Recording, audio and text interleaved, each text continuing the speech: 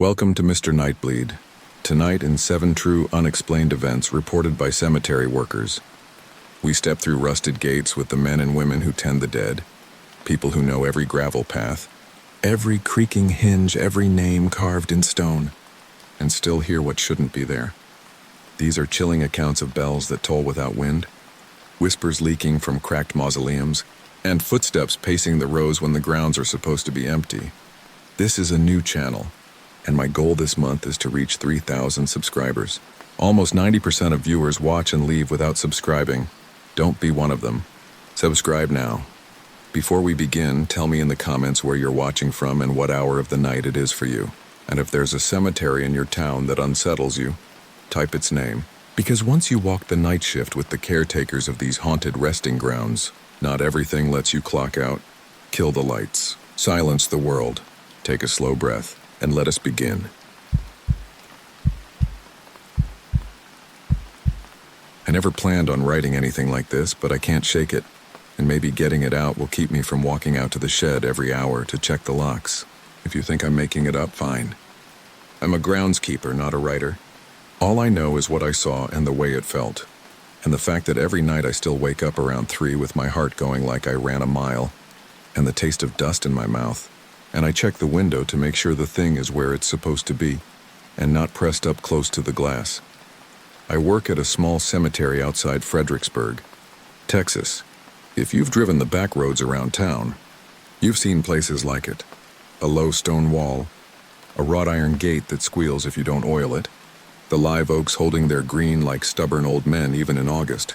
I keep the grass down, repair the sprinkler heads when the deer snap them off, reset flags after a storm, trim around the stones twice a month, and if a family shows up at odd hours, I give them space and pretend to be busy.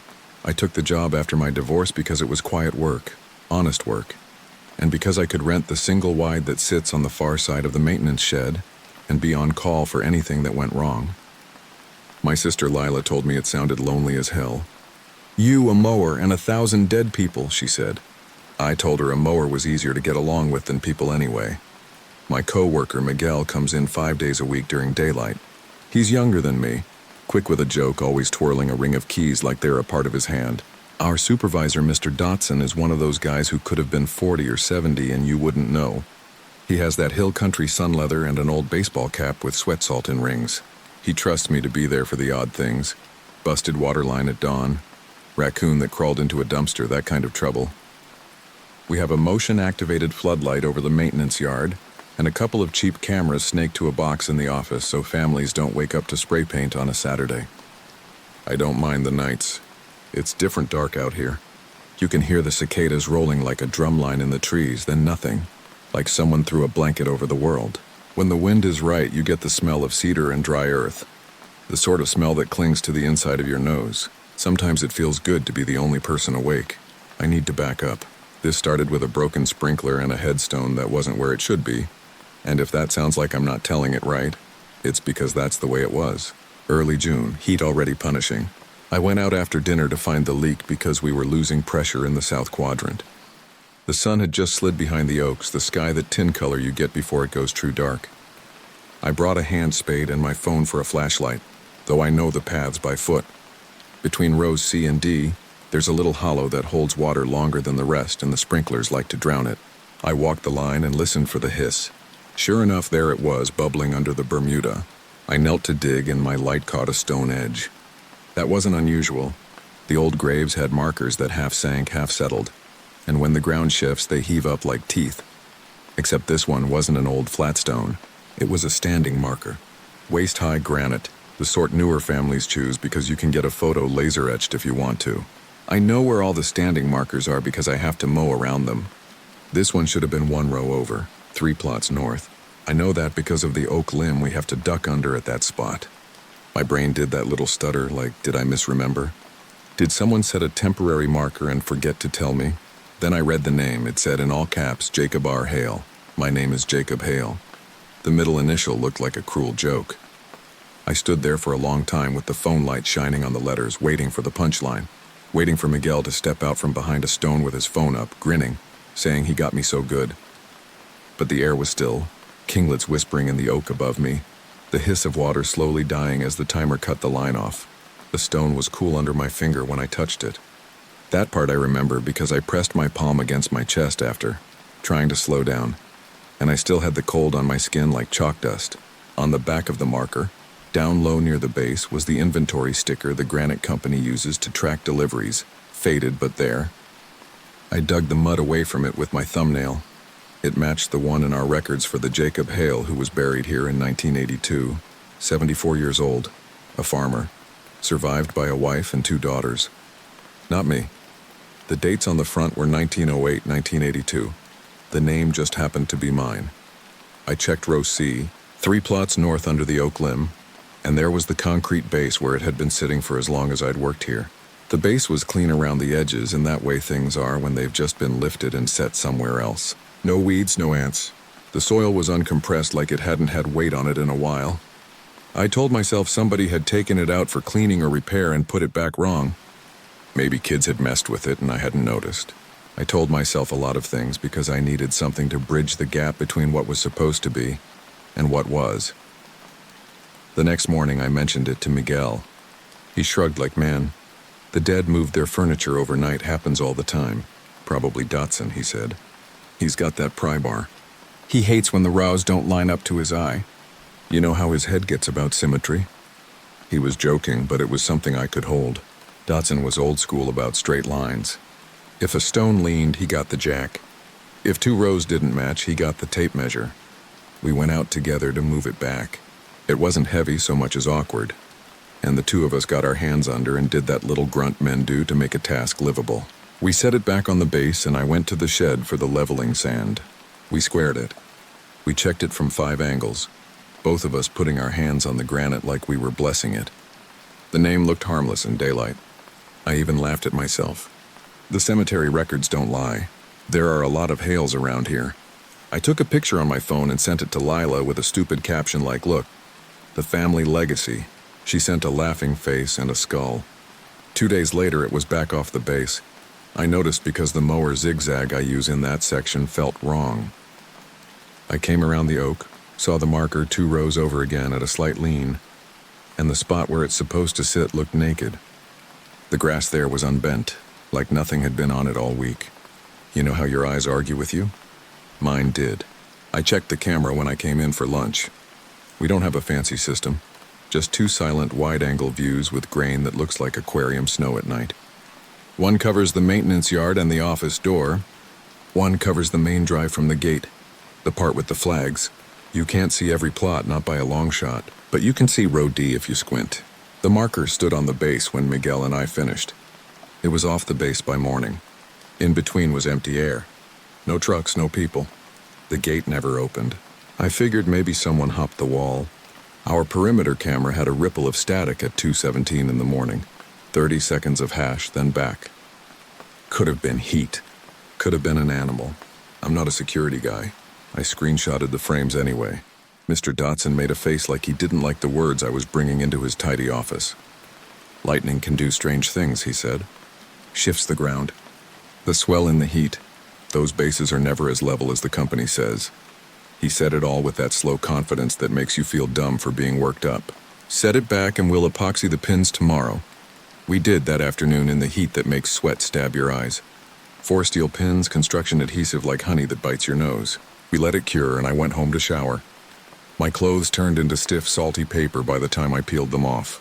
I slept with the window unit rattling, and something about the smell of the adhesive kept sneaking into my dream. Like a sweet chemical breath right under my nostrils that I couldn't get away from. At 3 in the morning, the floodlight snapped on over the shed.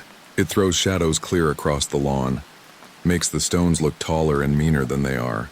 I keep a flashlight by the door and my boots by the mat. Habit. I went out with the ring of keys like Miguel, the metal comforting in my palm. The night animals shut up when the light goes on, then start again when they decide you're not a predator. That silence, then the slow restart of chirps and tiny feet in grass was the loudest thing in the world for about 5 seconds. I stood in the edge of the yard with the light cutting past me and looked toward row D and felt something in me dip and sway like the ground was a boat. The marker was gone from the base again, and this time it was standing in the short strip of grass between the shed and the back of my trailer, where I keep the hose coiled. The base glue spots were clean, like somebody had scraped them off with a blade. The top of the stone had a smear on it, like fingers had dragged through wet dust, as if someone had gotten a good grip and then readjusted. I swung the flashlight over it hard, like I could catch whoever had done it hiding behind it. There was only my breath pushing out of me, the wet plastic smell of the hose, the little frogs whose throats ballooned in the ditch and made that rubbery squeak. The name on the stone looked carved deeper in the artificial glare. Jacob R. Hale. The R didn't match the font of the other letters. It looked like someone had gone back over it with a chisel and elbow grease. Birth and death dates were the same, but there was a hairline scratch next to the 1982. One of those scratches you wouldn't notice unless you were in love or hate with a thing and looking at it like it was the only thing in the world. The scratch curved like a comma. I didn't touch it. I backed up to the shed and radioed Dotson. He didn't answer. He sleeps like rocks sleep. I texted Miguel and he sent me back a string of question marks. For a while I stood guard like the stone might bolt. That's the only way I can describe the feeling. Like it might run and I would have to tackle it. By 4, the floodlight timed out and the dark settled in thick. I dragged an old work light from the shed and aimed it at the thing and went inside, set a chair by the window and watched. Every time my eyes dipped, I jerked them open. The headstone didn't move. The work light hummed. When the sun burned the field out of its gray, I made coffee and called Dotson again and told him if this was his idea of a test, I failed. We called the sheriff's office. A deputy named Hernandez came out. Kind eyes, tired smile, the look of a man who has broken up more family fights than he wanted to before daylight. He took it seriously, to his credit. He walked the wall. He looked for boot prints. He took pictures on his phone. He asked us who had keys to the gate. If this is a prank, he said, it's one of the good ones. People who lift stones for fun usually tip them and make a mess. This is tidy. He looked at the name and raised an eyebrow at me. That's you? I nodded and his face flickered like a TV with a bad antenna. He told us to move it back and he said he'd cruise past a few extra times. He told me to put the floodlight on a hair trigger. He asked about enemies and I laughed because the list of people who cared enough to bother with me was short. And even shorter when you got to those who could manhandle 200 pounds of granite without leaving drag marks. That day we did the pins again, bigger this time, deeper holes. We bedded the base with fresh sand. Dotson kept up his steady commentary about the weight distribution, about how the old company used softer pin steel back in the day, about how maybe the whole section had a subterranean swell from a water vein. You hear that? He said, and stamped the ground with his boot. Hollow. I heard nothing but the slap of heat on the back of my neck. We set the stone. We stood back. I fought the urge to spit on my hands and slap my palm print on it like I was claiming it. I did not like that it had my name. For the first time, it felt personal. The rational part of my brain kept saying it is personal because it is literally your name. And the other part kept saying, then why does it feel like a face you can't quite see looking at you from a window? Lila called that evening. You sound small, she said. Eat something with salt in it. I told her a slice of pizza with beef and jalapenos was sitting like a brick in my stomach. She offered to come up from San Antonio for the weekend, take me to the river, get my head out of the graveyard. I told her I'd think about it and said I was fine. And she said, you were always a bad liar, Jake. Since we were kids, you get the same tightness in your voice, like your throat is a fist. We had a quiet minute, the kind you only have with people who were there when your dad taught you to throw a baseball. It's just a stone, she said. It's just a thing. That night, I set the camera in the office to record instead of motion trigger. I moved a small one from the storage closet to face row D through the window. It's stupid because the glass makes a glare and the angle's wrong, but I wanted eyes in there. Even dumb eyes. I pointed the work light at the base as if that could anchor the thing to its spot. I set an old tape measure on top of the granite, on some painter's tape so it wouldn't scratch, and left the end of the tape pinned to the base because if it went, I wanted to know how far. Then I locked up and went back to the trailer and put on the weather and tried not to look out the window every 5 minutes. Around 2 a.m, the cicadas went quiet and the little frogs paused their squeaking mid-breath. The floodlight didn't trip. The work light hummed. I got that feeling like when someone you don't know says your name from behind you in a store, and you turn even though you don't want to turn. Nothing in the window. I told myself to stop making shadows into things. Then there was a soft metallic snap from somewhere near the shed. I got up. It was one of those sounds you could explain 50 ways. A settling frame, a cooling pipe, except I knew it. It was the sound a tape measure makes when it retracts too fast and smacks home. The work light was still on, the angle the same, but the tape measure lay curled like a spent snake at the base, no longer pinned to the stone. The granite was not on the base. It was 15 feet away, getting closer to the maintenance yard. It was angled so the name faced the trailer, like someone had turned it to keep me in its sight line. I stepped outside with my flashlight, and the air had that strange feeling before a storm, even though the sky was clear. Like a pressure had shifted, like your ears needed to pop. The smell was wet dust and the glue smell again, faint but unmistakable. I went to it because of course I did, because that's what men do in stories when they should go the other way. I put my palm on it and felt nothing move, nothing vibrate. It was a stone. It was a thing. But there was damp sand on one side like it had been somewhere else entirely, and brought a bit of that place with it. I scraped some into a bag without knowing why and put it on my counter later. In the morning it was hard as plaster, fused white around a tiny black ant that had wandered into it. Deputy Hernandez came back after sunrise. He had coffee and the look of a man whose shift gave him more questions than answers. He took one look at the marker and didn't do the thing where you make the person feel like they've overreacted. He walked to the base and crouched. "The pins," he said, and tapped one with his knuckle. Gone, not snapped, not sheared. Gone. Like someone had cored them out with a perfect little tool and smoothed the edges, then placed the stone again, then lifted it. He stood up and rubbed his jaw and looked at me. "You want to spend a night somewhere else?" He asked. "In town?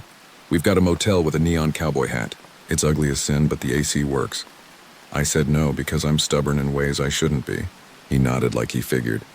The next part is where it started to curve away from the path where normal things live. Miguel didn't show up that morning. He texted that his kid had a fever and he was taking her to urgent care. Dotson stayed in his office too long, the way a man will when he's avoiding a thing that his brain recognizes as simple and his gut recognizes as not. I stared at the base and then at the stone and thought, fine. If it wants to move, let's see where it wants to go. That's not brave. That's curiosity carrying a knife to a bear. When I came out after lunch, the stone had shifted another foot. The grass where it had been was springing back, the way a pressed palm print rises slowly out of a mattress. I hadn't seen it move. It simply was closer. The name still faced my trailer. I walked around it twice and measured from the corner of the shed to the base of the granite. 18 feet 6 inches. I marked the spot.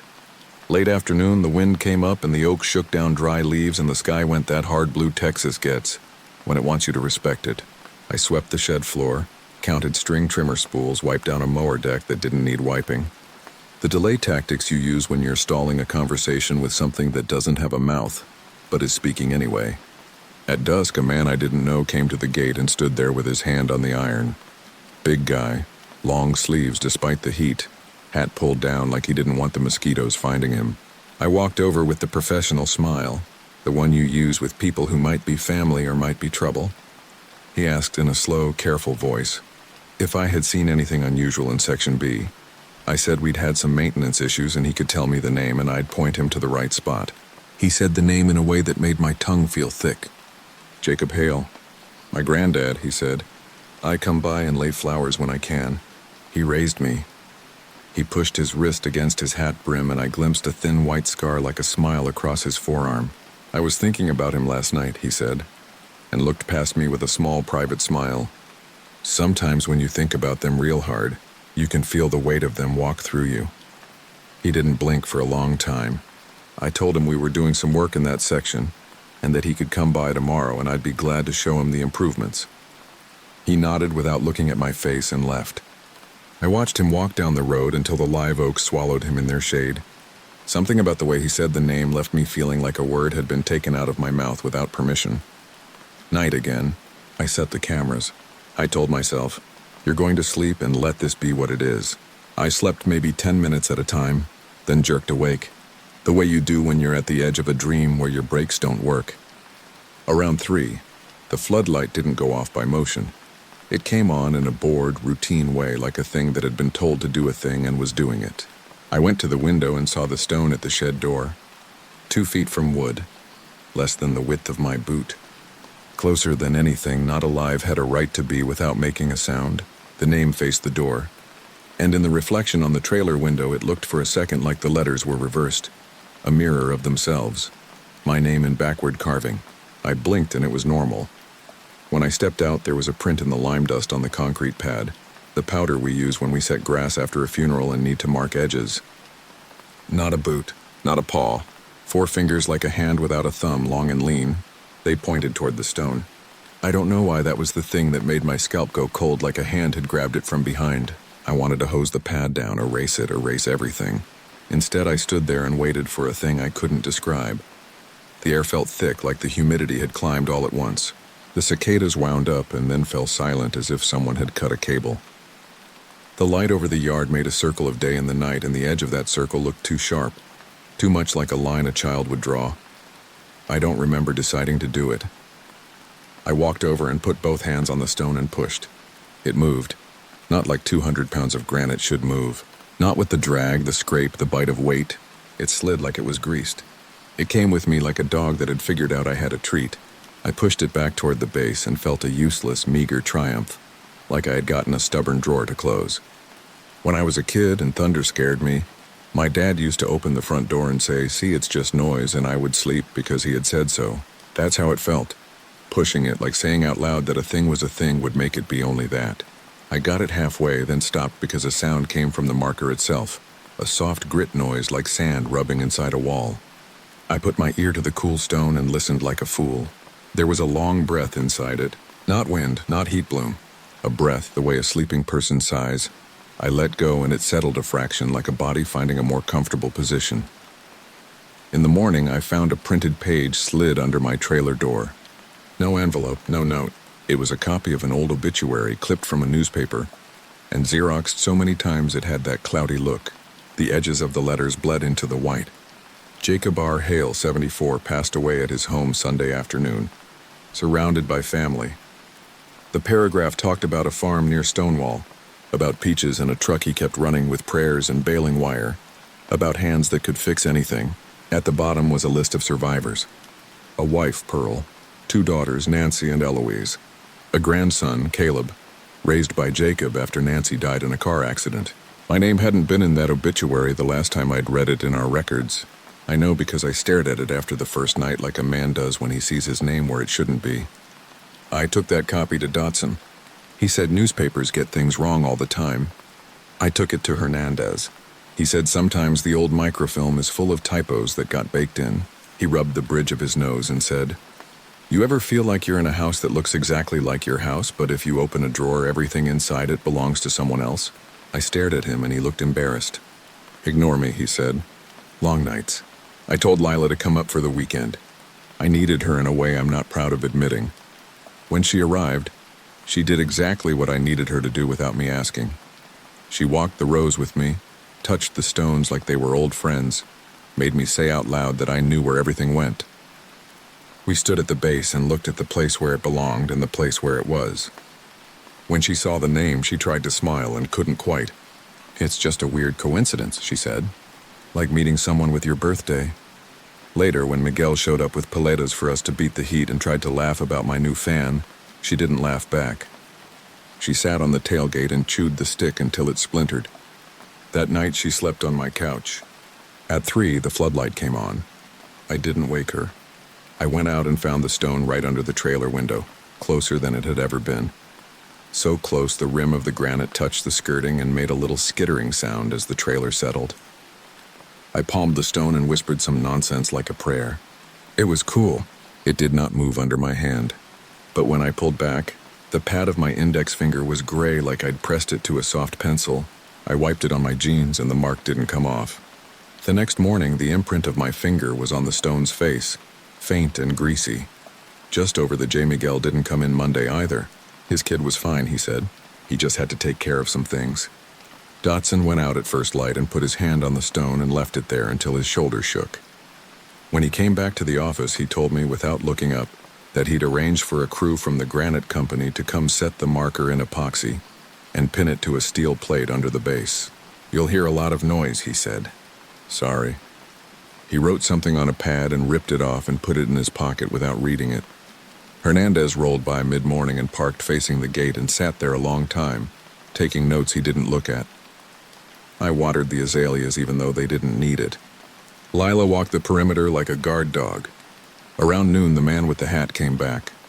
He stood at the gate again, not coming in, and raised one hand in a slow, careful hello. When he smiled, it didn't reach his eyes. There was a moment, one long beat where the world seemed hinged in the middle and able to swing either way, when I thought about calling to him, asking how his granddad took his coffee, asking anything that would force him to say a detail a stranger wouldn't know. But in that same moment, I had the absolute conviction that if I asked one more question, a door would open I would never be able to close. I lifted my own hand in a mirror of his hello, and then I turned away like a coward and busied myself with a clogged hose nozzle. The granite crew came the next day. Big guys, tattoos, that practiced way with straps and leverage that makes weight look easy. They drilled. They epoxied. They set the steel plate under the base like a lid. They made jokes and wiped their forearms and signed the sheet and said, if this thing moves now, you call us because we want to see it. Their truck rumbled out and the day sank down into that honey-colored light that makes everything look benign. I made chili dogs on the stove, and Lila said it was the most disgusting, perfect thing she'd eaten in a long time. We left the dishes in the sink. We watched some dumb show about people building houses in the wrong places. We both laughed, and the laugh felt like something fragile we were balancing between us. We slept. At 3, the floodlight came on. The camera in the office recorded that exact moment with that aquarium snow. The one looking toward row D showed the base under the oak limb. Perfect. The marker stood on it. In the next frame, broken by static, the base was empty. The frame after that showed the marker against my trailer skirting. I know because when I watched it later, my own face appears in the reflection on the window when I spring up in bed. For a half second, I am a ghost behind glass looking at my own name carved in stone. Out the door, I nearly tripped over it because it was that close, the edge an inch from the stairs. Not a scrape on the grass, not a scuff of epoxy. The steel plate under the base was clean, untorqued like it had been set that way from the beginning of the world. The skirting of the trailer had a little kiss mark where the granite had rested, like a coin rub. Lila was behind me, hair wild, eyes angry. The way you get when fear tips into fury because it's the only tool you haven't used yet. Okay, she said. Okay, that's enough. She marched to the shed, got the sledge we use when a fence post needs convincing, and swung the door wide. I grabbed her arm. Don't, I said. I didn't know who or what I was talking to. She froze and looked at me, and something in my face must have told her not to be that person, not to invite that kind of answer. The night held its breath. A car passed on the road and the driver never slowed. The frogs started their foolish squeaking again. The floodlight hummed as if it were bored. We stood there until our legs hurt. In the morning, the marker was back on the base under the oak limb, seated like it had never grown feet. The epoxy looked untouched. The steel plate looked flush. The inventory sticker on the back was gone. In its place, down low near the base, was a dull patch shaped like a thumbprint rubbed smooth. Hernandez came out, and this time there was less of the tired smile and more of the blank cop face that means the person has put a wall between themselves and the thing they don't have a box for. He took another set of photos. He asked if I'd be comfortable staying with family for a few days. I told him honestly that I didn't know where I would be comfortable. He nodded like he understood more than he wanted to admit. I finally went to Section B with a small brush and a bottle of water, the way you would if you were cleaning someone you care about.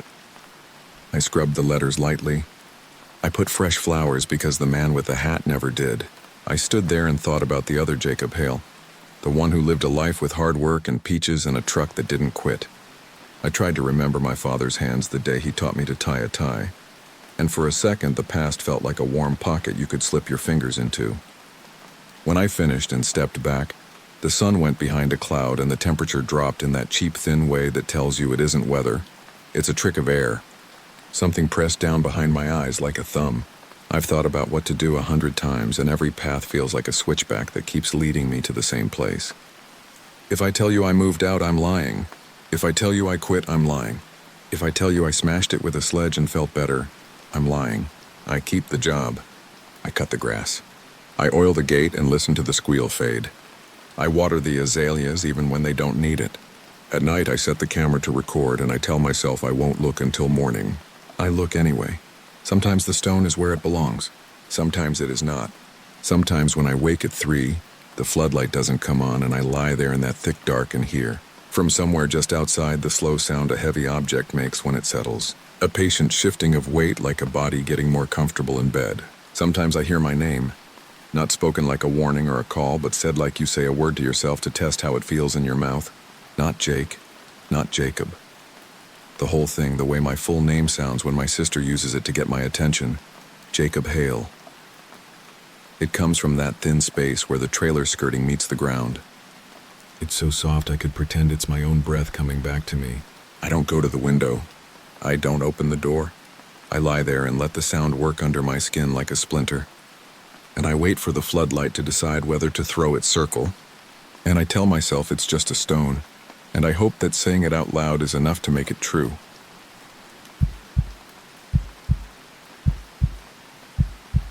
I don't care if anyone believes me, but I need to put this out there before it gets any heavier on my mind. I work the kind of job most people forget exists until flowers wilt or holidays come around. My name doesn't matter. What matters is that last year I got hired to do maintenance at a small family cemetery west of Austin. Past the last subdivision where the streetlights stop and the road narrows into that 2-lane ribbon, with reflective nails glinting like eyes. It's an old patch of ground tucked behind live oaks and limestone creek beds. Not much to it. A gravel drive, a handful of stone markers from the 1880s, a newer section of flat bronze plaques, and a low office shed with a fan that only oscillates when it feels like it. I cut grass, rake live oak leaves, re-level sunken markers, and shoo away deer that chew the wreaths. It's quiet work, mostly morning shifts, but we started having a problem that turned my routine into something I still think about when I hear metal move in the night. The front gate is iron, 6 feet high, 2 swinging leaves arched like a little cathedral. A heavy chain runs between them and we padlock it at dusk. For the first month, the only annoyance was that the hinges moaned when the sun hit the metal and everything expanded. Then one morning I rolled up in my truck at 6:10 and the gate was wide open. I'm not exaggerating. The chain hung slack off one leaf like someone had unwrapped a ribbon, and the padlock lay in the dust with the shank snapped clean in 2. I radioed the office because technically we're not supposed to enter if there's been tampering. My friend Lila, who covers paperwork and sales, was already inside making coffee and told me to stand by for the groundskeeper, Henry. He's an older guy with rawhide skin and a baseball cap that always looks newer than his boots. When he arrived, he bent down and picked up the broken lock like it was a fallen bird. Kids, he said, or somebody mad at somebody. We walked the gravel together past the crepe myrtle and the cedar hedge. Nothing else was disturbed. No tipped vases. No footprints I could make sense of. A piece of chain link near the ditch had a bend in it, but we don't even have chain link. It was like the road had coughed up a scrap to add to the mystery. I bought a new lock on my lunch break, one of those thick shackle ones, and I chained the gate myself that evening. There was a funeral that day. Just a dozen family members in dress shirts. Rain clouds holding off long enough to fold chairs back into the shed. And I stood by the gate until they all left because the daughter kept lingering, staring at the oak line like she expected someone she didn't invite. I remember the light going silver as the sun bled into haze. I clicked the lock through the last link, tugged 3 times to be sure, and drove away. The next morning I found the gate standing open again, chain in a lazy U across the gravel. The lock was still attached to the last link, intact, still closed. The chain had been pulled through it somehow, and there was no way that made sense. I stared at it until my neck started to prickle. Henry squinted and scraped at the dust with the toe of his boot. Then he reached into his pocket, pulled out a ballpoint pen, and stuck it through the hasp like he was testing a magic trick. He didn't say kids this time. We called the sheriff's office. A deputy in a tan shirt came out, took pictures, and asked if any family had disputes. I told him I'd been there most days for a month and never saw anything beyond the usual. A neighbor walking his dog outside the fence, a pickup turning around when Google sent them wrong. The deputy knocked his knuckles on the iron and smiled because it made that hollow bell sound. He told us to get a trail cam. He said he'd swing by overnight if his route put him nearby. He said we were probably dealing with a grinder. When I asked how a grinder gets a chain out of a closed lock, he said, "If they're determined, you'd be surprised." It was the kind of answer you carry away like a paper bag with nothing in it. Lila ordered a camera and I mounted it on the post where the oaks shade the gate. I dusted the chain with fingerprint powder a friend at the city yard gave me for fun months earlier, then felt dumb and wiped it off because I remembered we'd have to touch it in the morning. That night I drove back to make sure I really had locked it. I tugged until my elbow ached. The chain rattled and the oak leaves answered with their whispering applause. I went home to my twin upstairs apartment where the porch light tries to die every time a moth touches it. I slept with one ear expecting a call. We found the gate standing open again at sunrise. The chain lay like a shed snakeskin in the dust where my foot would have stopped if I hadn't caught myself. The lock remained closed, the keyway gritty. No metal filings anywhere. I unlocked and relocked it just to prove it could be done, and the chain could not slip through. It couldn't, but somehow it had. The camera had a full battery and zero new footage. It was as if the gate had never been closed. In the memory card, only a clip of me setting the camera, then dust motes floating, and then the morning birds hopping on the post. Lila watched the footage on her phone, her thumb tense, and said, "I don't like this." Henry's face did that thing older faces do when they hide worry by smoothing out. We welded the gate shut. We didn't start there because welding a cemetery gate feels like locking a door on the dead. But by that fourth morning, we were getting calls from the neighboring ranch that their cattle were wandering down the road because people kept pulling into the cemetery at night and turning around, and the headlights spooked the heifers. The welder was a friend of Henry's named Bobby, who arrived in a truck pocked with burn marks. He laid down beads at the hinge leaf, thick and shiny. He masked the chain where it looped and fused it to the iron with a sound like a wasp nest. The heat sank into the gate so deep I could feel it through my gloves when I steadied it. We stood back, watched the metal go from blue to straw to black. Bobby tapped it, solid. The chain wouldn't even flex. He wiped his forehead with a square of red rag and collected his check. That night the forecast said a cold front would push through before dawn. I drove home into that strange, restless wind that precedes storms, and the live oaks tossed their leaves without losing them. Around 1 in the morning, I woke to a text from the deputy. "Swung by your place. Gate looks secure." I replied thanks and flipped the pillow to the cool side. At 5:52, my phone buzzed again. A number I didn't know sent a photo with no message. It was the gate, and it was open. The chain hung from one leaf, welded bead intact, the other leaf yawning like a jaw unhinged. The timestamp said 5:50. I stared at it until my thumb shook above the keyboard. Another photo came through from Lila. She didn't put words either, not at first. "Then tell me this is old." I said I was on my way. A neighbor in a bathrobe stood at the ditch with her dog. She told me she'd driven past at 5:30 on her way to yoga, and the gate had been closed. She was apologetic, like witnessing it and not fixing it was the way she'd failed. The weld held. It really did. You could follow it with your finger and feel no crack. Just that slight waviness where molten had met solid and cooled again. But the gate was open, the angle true. Not bent, not forced. The hinge pins were still set. Even Henry swore under his breath, lips barely moving. The ground between the leaves was undisturbed except for oak leaves blown in. We walked the fence line in both directions like we could catch the trick by its tail. The deputy rolled up, stepped out, and regarded it with a long exhale. Then he squatted, put his eyes level with the weld bead, and whispered, "No way." He called his supervisor. I called Bobby. We stood in the steam of our breath when the front finally came through and the oaks quieted. Bobby put a gloved hand on the metal and drew back like it had teeth. "Cold," he said. "Too cold if it busted. Would have been hot from stress." He seemed offended on behalf of physics. He cut the bead, pulled both leaves shut, and this time welded the leaves to each other at the meeting point. A clean, thick seam, no chain involved, like sealing an envelope with solder. He chalked a straight line across the weld so even a hairline shift would show. When he finished, he leaned his forehead on the iron for a second and said, "If this opens, I'm bringing a priest." Lila set the camera to send clips live to her phone. I swept the gravel, both because there would be visitors that day, and because it felt like we were preparing a stage and maybe tidying it would keep anything from wanting to perform. I wish I could tell you that solved it. It did not. The gate stood open the next morning again. No cut, no grind marks. The chalk line across the weld ran straight as if drawn on a sheet of glass. We all saw it. The deputy stopped saying grinder. The neighbor stopped walking her dog past our ditch. We stopped getting calls from the ranch, but only because they had strung their own cable across their driveway to keep headlights off the cows. The camera showed nothing between 10:12 p.m. and 5:49 a.m. The last clip was a moth smearing its wings across the lens. The first clip in the morning, the way the wind made the oak tips shiver toward the light. Lila switched vendors and ordered a camera that snapped every 30 seconds, motion or no motion. I dusted the gravel with powdered chalk so we could see any track. I pinned a bell to the chain even though the chain no longer did anything.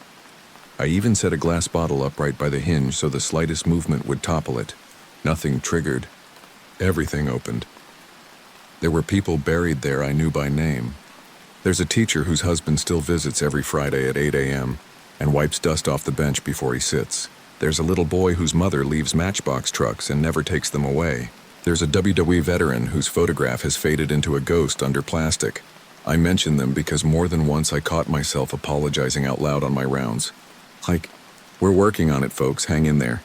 Which felt corny until I realized I was speaking in the plural, and I didn't know exactly who I meant to include. By the second week, the phenomenon had a rhythm. By evening, the gates were shut and fused. By morning, they stood open. Not every morning. The pattern gave us 1 or 2 days a week off, like a restaurant closed on Mondays. Those days I'd arrive bracing for the sight and feel a dumb wave of relief when the leaves met neatly in the middle. But even those days, the chain swung a little in a breeze that hadn't started yet. The bell I'd tied to it motionless and somehow still whispering its added weight against iron. You learn the sounds of a place the way you learn a person's habits. And I learned the sound of that gate like a voice I could hear a mile away. I started doing something I'm not proud of. On the nights I couldn't sleep, I parked down the road behind the live oaks and watched the dark rectangle where the gate sat. I brought a thermos and a flashlight I kept pointed at my knees. I took notes like a student who didn't know the subject. The night bugs droned, trucks down on the highway sighed like distant seas. I watched stars thin out as the cold front winds pulled thin strands of cloud through them. One night at 4:13 a.m., the crickets cut off for 1 second, and in that 1 second, every hair on my arm lifted. I didn't see motion. I can't pretend I did. The rectangle stayed black and still, but I heard metal change states. That's the best way to describe it. Not a creak, not a scrape. A low, almost internal sound like when you shift in an old house bed and the wood says it remembers being a tree. Then the rectangle widened by a fraction. If you blinked, you'd think your eyes did it. I didn't blink. When dawn sifted in, the gate was open by exactly the amount I thought it had been. I walked up, touched the weld, intact, chalk line unbroken. Bottle upright, bell quiet. It became something like a joke among the few of us who knew. A joke we told not to laugh but to avoid folding in half from dread. Henry would say she likes her mornings, like the cemetery was a person. Lila started bringing breakfast tacos on Fridays for the audience. The deputy learned our coffee tastes. Bobby the welder stopped charging us because the third time he came out he ran a gloved finger along his work like a violinist, and then looked at me with the eyes of a kid who just put his hand in a bag and felt a hole where candy should be. The neighbor in the bathrobe stopped and asked me if we had talked to the county, like some ordinance might fix it. I told her we had. We hadn't. What would we have asked for? This is where I need to explain why I stayed late the night it turned from a thing that happened at a gate to a thing that followed me home. We were preparing for a Saturday morning burial. It had rained, and the clay did that slick thing where it skims over and then tries to swallow your boots when the sun hits. I helped the backhoe operator, a patient man named Cody who listens more than he speaks. We tarped the pile, fluffed the fake grass, set up a canopy that always takes 2 minutes longer than the instruction sheet implies. By the time we finished, it was just past dusk. The oaks caught the last light and held it in their undersides. I told Lila I'd lock up. She offered to stay, but her kids had a band thing, and I told her to go. We stood at the gate together and looked at the new weld. It was a thicket of bead now, iron braided to iron in a way that felt like overkill for a place where only sleepers lie. She touched my sleeve, a quick older sister gesture. If it opens, try not to be here. I thought I understood what she meant. I didn't. I finished the rounds, checking vases, tucking a blown ribbon back around a wreath, rescuing a wind-flipped photo from a marker, and setting the little corners back under the plastic. The quiet was thick and the kind of cool that has weight. I shut the office, flicked off the fluorescent, and locked the deadbolt on the shed. When I turned toward the gate, I knew before I saw it that it was open. There's a shift in the pattern of how the air meets you when the way out is not the way you left it. It's very subtle, like when you wake at 3 a.m. and know the power's gone out because the hum that lives under everything has been removed. The gate was open. The weld was unbroken.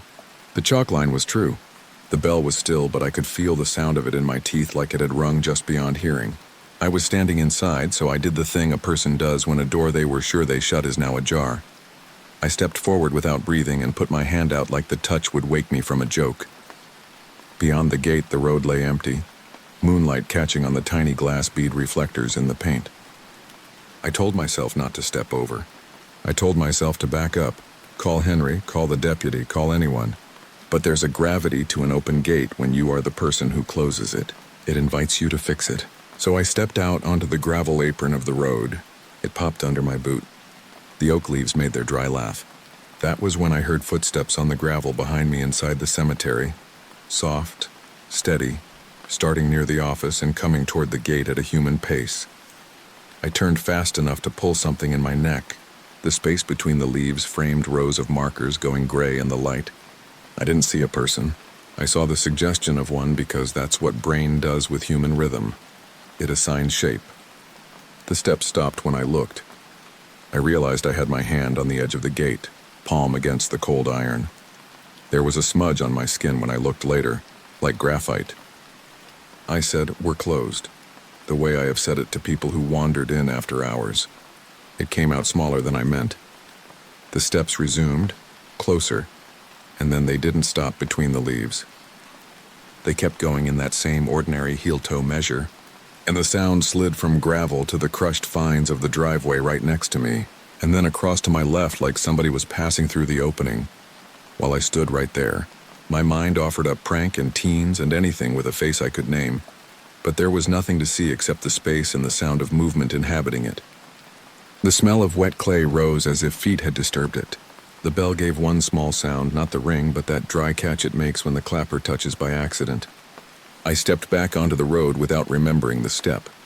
There was an impression in the chalk dust I'd scattered across the threshold earlier. Not a footprint, not even a partial shoe, just a small scuff like something dragged a cuff or hem across as it went out. A car crested the hill west of us, headlights gliding over the oaks. For a second I saw my own shadow thrown long toward the ditch, and beside it a second dark shape in exactly the posture of a person walking briskly, shoulders forward. A jacket length I couldn't decide, and then the light moved and there was nothing there but me and my wrecked heartbeat. I reached for the gate like it was a friend's shoulder, and found I didn't want to touch it again. The hinges spoke with that old bed sound, the song of iron that knows it's being used and resents it a little. The leaves met. The seam would not take a lock because there was no place to put one anymore. I put my palm on the seam where the bead lay and felt the faintest tremble pass through the metal that didn't match my pulse. I backed to my truck. Every gravel crunch felt loud like a wrong answer. Before I got in, I took a photo of the closed gate because I needed to leave behind proof of the state of things, as if I knew I would doubt myself by the time I reached the first traffic light. I sent it to Lila. She called immediately. "You're okay?" was the first thing she said. I told her I was.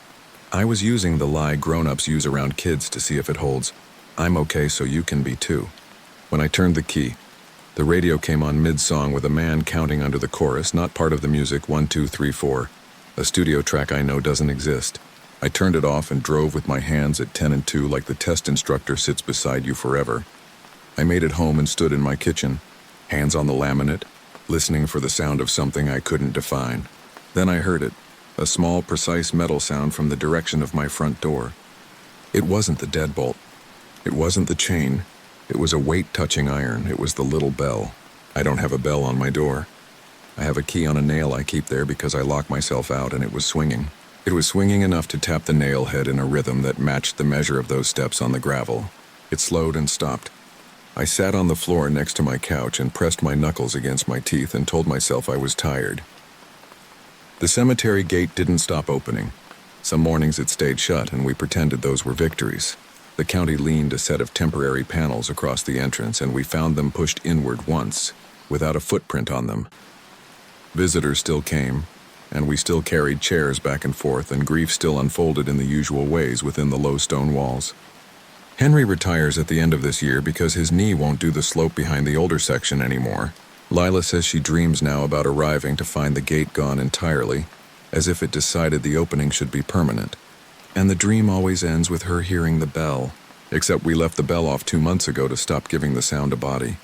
I changed apartments. That feels like the part where I should say everything went back to normal. I can tell you the key on the nail by the door of this new place never swings of its own. The porch light keeps its nerve when the moths hit it. The trees here are pecans and their leaves sound like paper. I drive a different way to work to avoid the exact stretch of road where the gate sits in your windshield like a mouth. Still, there are mornings I wake 5 minutes before I set the alarm, and the apartment has that carved-out silence of a power cut even though the fan still turns. And I can hear a low metal change settle into the air. It isn't a creak or a clang. It's the sound of something deciding to be open. I lie there and count my breaths and wait for traffic to rise, and when it does, the feeling loosens and I tell myself it was the building shifting or the AC duct. It probably is. It probably is.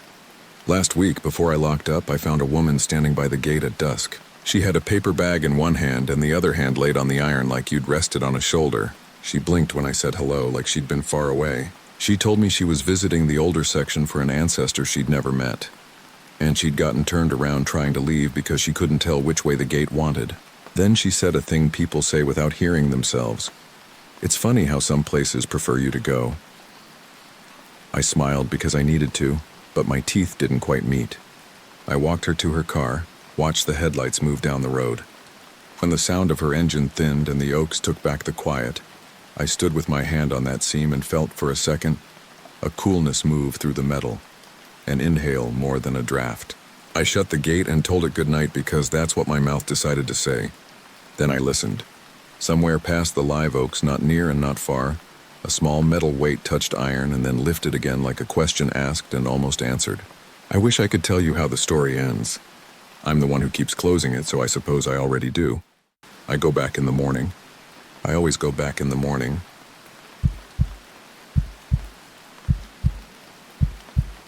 I've told myself a dozen times to stop reliving this night, but it keeps sitting in my chest like a stone, and I don't know where else to set it down. If you read this and think I'm just chasing attention, that's fine. I work private security tech, which means I watch other people's lives from small rectangles and try to catch problems before they become lawsuits. I know the difference between a glitch and a pattern. What I'm about to lay out happened at a burial ground on the south side of Dallas, where my company services the cameras and the motion lights. The cameras don't lie, or at least they don't lie the way people do. I'm not going to post the name of the cemetery. It's not the big famous one with the pioneer headstones, and it's not one of those private lawns hidden behind iron gates with Latin names sand blasted into limestone. It's a municipal patch set off a frontage road, a place where families bring folding chairs and styrofoam coolers and spend the afternoon with their dead. There's a chain-link fence on the perimeter and a maintenance shed near the back, and a floodlight on a pole that comes on at dusk and stays hot until dawn. I'd been there many times, usually after midnight, replacing spider-webbed domes and cleaning the pollen and grit-off lenses. It's not the worst place to be at night. You hear the highway, the occasional dog bark, the soft hiss of sprinklers. You get used to the names. You start to greet them in your head when you pass. The first person who mentioned the woman under the floodlight was Luis, the caretaker. He's maybe 50, barrel-chested, always has a rag sticking out of his back pocket. He called my work cell one morning and said he thought he had a trespasser. When I asked when, he said it was the weirdest thing. Midnight to 4, he had driven the loop in his golf cart twice with the lights off and didn't see a soul. But when he checked the security feed with the grounds office camera, there she was in the floodlight at 3:12 a.m. both nights. Same spot. He laughed about it because you have to laugh when you're talking about cemeteries at 3 in the morning. Then he asked if our system could be catching lag from an earlier day. I told him no. Not with the time code synced to the NTP server. I said I'd take a look. That same afternoon, my friend Mika rode with me. Mike is a friend because he's the kind of guy who answers at odd hours. We worked together back when I was still on patrol before I moved to the tech side. He'd been at a pawn shop all morning finding parts for his old Jeep. He said he wanted fresh air. I told him about the woman, and he grinned in that way where his mouth smiles but his eyes don't. 3:12, he said like he was filing it away. That's precise. We got to the cemetery a little before 4 in the afternoon. The sun was low and mean. The asphalt in the loop shimmered. Luis was in the shed sorting string trimmers. He waved us over with a hand still vibrating from the machine. He started telling the story again, and my brain switched to the technician part that listens for what's useful and what's fear. He said the woman was right there under the pole beside the concrete base. He kept saying beside more than under, like the word mattered. He said she never looked at the camera. She faced the entrance lane, profile to us, hair down past her shoulders, hands folded in front like a kid saying the pledge.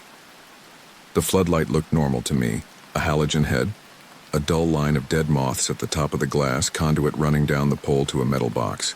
The box had a beat-up sticker from a local electrician and a faded warning about high voltage. Our camera was 20 feet away, mounted to a shepherd's hook pole because the city didn't want me drilling into the floodlight pole. It pointed slightly down, a fisheye lens giving us enough of the corner to catch cars looping around after hours. I pulled up the live feed on my tablet. Nothing special. An empty patch of grass with a dark oval where years of foot traffic had thinned the weeds near the base. The app showed the event logs. There were motion triggers at 3:11, 3:12, and 3:13 the past 2 nights. I scrubbed back through the cloud clips. There she was. You know that feeling when your skin tightens even though you tell yourself you're fine. The woman was there, like Louis said, half in profile, head at that indifferent angle of someone waiting outside a grocery store for a ride. She wasn't glowing or transparent or any of the nonsense people type in comment sections. She could have been your aunt, the teacher who parks beside you, a stranger at a bus stop. Her hair was dark, parted off center. She wore a knee-length coat with a hem that moved once as if a breeze caught it. Her hands were folded, and this is the thing that sticks with me. She stood a little too straight, not stiff like a soldier, just careful, like she was trying not to lean on anything in case it gave way. In the first clip, she's there. In the second, she shifts her weight. In the third, she isn't. I checked the camera's analytics. No error flags, no dropped frames. The timecode was clean, the bitrate stable. The floodlight's motion sensor had recorded a spike at 3:12:04. The grounds office camera corroborated it from another angle. I did the boring things you're supposed to do. I power cycled the camera. I wiped the lens. I reinstituted the time sync. I walked circles beneath the floodlight to test motion. It woke up and hummed with that aluminum on heat aroma. A train went by way off somewhere. The horn softened by heat. Micah watched the playback and propped his hands on his hips. That coat, he said. No one wears a coat in September. Some people get cold, Luis offered and rubbed his forearm where the trimmer had kissed him. But not at 3 a.m. We kicked it around. The fence had a cut in it by the ditch where kids sometimes came through to smoke. If she'd entered that way and stopped under the light, maybe she had then stepped out of frame. I mapped the path with my eyes. If she moved toward the office, the other camera would have caught her. If she moved toward the ditch, the motion sensor would have fired again. If she stood still another minute, there'd be another clip. 30 seconds is a long time if you're watching it twice and begging your brain to tell you what you missed. I left thinking it was a prank and worrying anyway. I scheduled a service call for the next night. Usually I wouldn't go out at that hour unless equipment was down, but I could feel a request forming in my supervisor's email draft window already, something with the words customer reassurance. Ms. Alvarez, my supervisor, believes in visuals. She says people calm down when someone wearing a logo stands next to their weirdness and writes it on a clipboard. At 2:45 a.m. the next night, I parked my sedan across from the cemetery office and texted Mika that I was on site. He surprised me by pulling up 2 minutes later with a paper bag of bean and cheese tacos that made the car smell like a childhood church kitchen. Luis drove his cart up from the dark and set the handbrake with a squeak. He was more talkative at night, conspiratorial. There had been a small group earlier lighting candles for a cousin. They'd left a soda can on a headstone and a folded blanket by the stone angel that always collected offerings. He'd moved the blanket. He lifted his chin at the floodlight. It was already burning. The sky had that thin milk spill look of high clouds. The highway was a held breath. Another thing about that hour most people don't appreciate is the way the hum of electricity becomes a live presence. You don't notice it during the day because color distracts you. At night, the hum is the color. We stood together, the three of us, not saying much. I had the tablet open across my forearm, and the live feed tiled with the other camera so we could spot the floodlight and the lane that led out to the road. I handled the part where you keep your tone light, without making fun of the person whose property you're standing on. Micah did his thing where he pretends to be bored so the tension has somewhere to go. Luis bounced his leg and told us about the time he saw fox kits dart between grave markers like they knew the names. At 3:11, the tablet dinged with a motion pre-trigger, the way it always does when the camera notices a change before it decides it's enough to record. The floodlight's hum deepened. I thought of a refrigerator when the compressor kicks on. The grass under the pole looked the same from where we stood. On the live feed, there was a flicker at the edge of the frame like a bug too close to the lens. Then the recorder rolled. She was there on the screen, beside the floodlight, hands folded. The tablet showed her like a person. The world around us remained what it had been a second earlier. The empty space under the floodlight was still empty. I looked up, then down. Up, then down. I told myself it had to be latency. It's embarrassing to feel your mouth dry when your job is to be boring and solid. Micah leaned closer to the tablet without touching it. He wasn't looking at the woman. He was looking at the grass around her feet, the shadows outside her that the light cut. Luis was looking at the actual ground without the interposed glass or lens. He was muttering the time under his breath the way someone on a treadmill counts down minutes. We moved as a unit toward the pole. It's not like the movies where you see both versions of reality and feel the universe split. We saw nothing with our eyes. The tablet saw a woman. I listened for things that don't care if you're afraid. Crickets, distant trucks, the slow runoff gurgle down the storm grate. And all those continued. The hum of the light felt almost warm when we got close. I could smell the heated paint and the dusty mineral stink of the gravel ringing the base. I set the tablet on the concrete and stepped into the spot where she stood in the frame. My knees felt strange, like standing beside the high school pool and thinking about a dive you didn't want to take. Micah said my name once, not because he needed my attention, but because he wanted to say it while he could still pretend this was sane. I waved an arm to see if the recording captured the overlap. On the screen, my arm passed through her shoulder. No distortion, no glitchy corruption like you would expect with 2 layers of motion. My hand ghosted through something that didn't react at all. The feed stuttered once and stabilized. The woman didn't look at me. Her hair shifted like a small wind touched it. My forearm hair lifted, and I had the stupid thought that the air had a shape there, like heat over a grill. Then everything went normal again in the way normal sometimes feels like a door closing. The recording ended after 29 seconds. I picked up the tablet and replayed the snippet. It showed the same thing we'd just watched. Her appearing, her weight shifting, the ends of her hair sliding against her coat. The final frame where she wasn't there anymore. We argued on impulse. Heike said it could be a cached overlay, a far-fetched digital watermark triggered by brightness levels in motion. I said that's not how our system works. Luis wanted to phone the police and then decided not yet because what do you say? Please come look at a woman who appears only when viewed through certain means. He rubbed his face with both hands and looked toward the oldest stones where the tree line holds onto shadow longer. He had that look of someone listening to an upstairs neighbor, trying to decide which sounds demand response.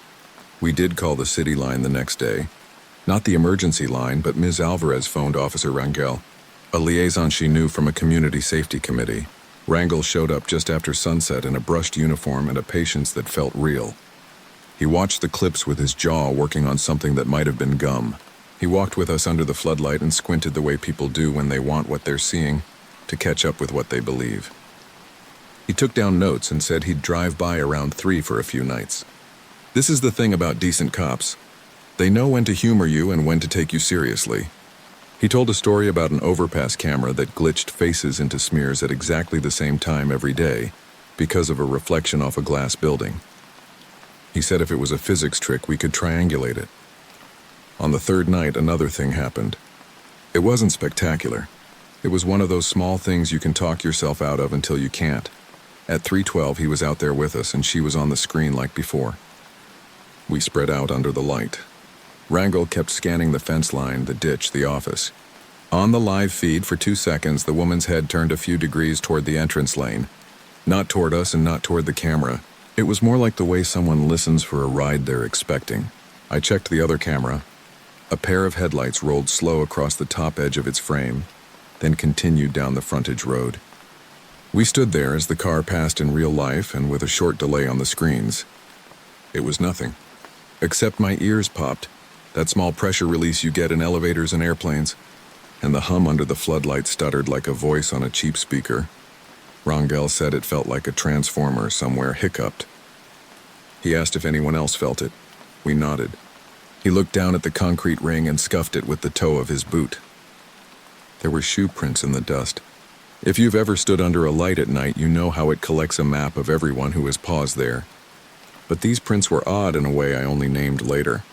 They overlapped one another too cleanly, the way a stamp left again and again will fit into itself. There was no directionality, no smudge toward or away, just presence. Luis noticed it the same moment.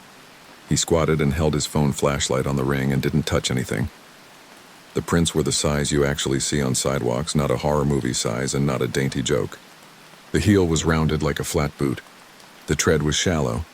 We brushed them away with our feet because that's what people do when they think they're managing something by not looking. I made a work order to re-aim the camera slightly lower. Micah emailed me an article about pareidolia and watched my typing bubble like a doctor waiting to tell you an easy lie. Ms. Alvarez told me to keep notes. She said the city would either cut the power to the floodlight or ask us to install another camera for redundancy. The problem with redundancy is that it makes you see twice. Before I tell you the worst part, I want to put in something normal to show I know the difference. The day after that third night, a family came to bury their grandmother. They brought a blue canopy and a row of folding chairs. A young guy in a tuxedo shirt and scuffed Converse set up the speaker and played one song too loud before he got the volume right. The granddaughter cried into a paper tissue until it went to mush. They stayed longer than the grounds crew expected and split a bag of oranges. That evening, a jogger cut through and waved at Luis like people do when they think waving makes trespassing okay. The sprinklers misted and the wind lifted the spray into the trees, and the light made the drift look like new snow that wouldn't stick. All of that was real. None of it needed a story. The worst part happened on the fourth night, and if I had told this story without that night, I could have kept it for myself and let it dry out into a harmless thing. We were there again, which says something about human beings. Rangel parked on the loop and left his headlights off. He sat with one door cracked so he could hear the changes. Micah stood a little farther away this time. He said he wanted the camera to see him and not him. I stood with the tablet up. Luis stayed by the office because we didn't invite him into the fear that was no longer his job. The floodlight hummed. The sky was clear. The stars smudged by the city, and the turbines of a jet drew a line of sound beyond what we could see. At 3:12, the pre-trigger pinged and the woman appeared on the screen. For the first 20 seconds, nothing new happened. If it had stayed exactly that, if the ritual had hardened into repetition, we would have built our lives around it. I know that sounds dramatic, but people live with worse. People live with trains that pass 3 times a night and rattle their glasses. People live under rafters that creak on westerly winds. At 19 seconds, maybe 20, the microphone on the camera clipped with a soft click. Then in the audio bed, underneath the hum and the field hiss, there was a small sound like a throat clearing. The woman's hands unfolded and refolded. This was new. My mind went immediately to rational places. A moth near the mic, the camera recalibrating its noise reduction. Wind. The light above us brightened a fraction and threw a harder shadow under the camera pole. I can't swear it grew brighter with my eyes. I can say the screen adjusted and made the whites too sharp. A second later, there was a voice. Not a sentence. A few syllables with the shape of a name. The deliberate shape of 3 syllables set against a hum that flattened the consonants. All 3 of us turned our heads exactly the way you do in a dark house when you can't tell whether the voice came from the hallway or the television. Rangel was already moving. He didn't rush. He took 3 slow steps toward the floodlight and tilted his head to bring his good ear forward. On the screen, the woman's lips were not moving. She was as she had been every night. But the microphone heard a woman's voice like wind through a bottle, and it had the cadence of someone asking for someone. I thought it said my name. You should know that I was ready to think that. When a thing presses against you, you expect it to know the shape you make in the world. I looked at Micah, and his face told me he thought the word was his. I looked at Rangel, and he had that careful look I'd seen on him once at a noise complaint, where everyone was pretending they hadn't heard the shot a block over. Before any of us said anything, a car passed on the frontage road and the microphone glazed with the Doppler rise and fall. The voice didn't repeat. The clip ended. The woman wasn't there anymore on the screen. Could be somebody on a Bluetooth driving by, Rangel said. Your mic picked it up and the compression made it weird. He believed it enough to let the thought land in his voice. He believed it enough to give us a lifeline. Mika accepted, it with a nod you give your friend when you're both trying to leave the party at the same time without making it a thing. We stood a few minutes more. Luis waved from the office doorway and pantomimed pouring coffee, and that simple human offering made it all feel less feverish. We went in and drank his coffee and ate his stale cookies and talked about sprinkler heads with clogged nozzles. Rangel said he'd put a note on the patrol board, but that he wouldn't use the word haunted, because words like that make a place work harder than it needs to. The city decided to leave the floodlight up and add our redundancy camera. We installed it the next afternoon on a taller pole across the lane to triangulate depth. I told myself the new angle would show a reflection, an animal, a trick of iris. We had the kind of late summer thunderstorm that crawls in from beyond Arlington and makes its presence known with thunder you feel in your jaw. The rain didn't break over us as badly as it could have. The air after felt rinsed. For the first time in days, I considered not going out that night. Mika texted that he was tired. Rangel said he'd swing by. I told Luis to lock the office early.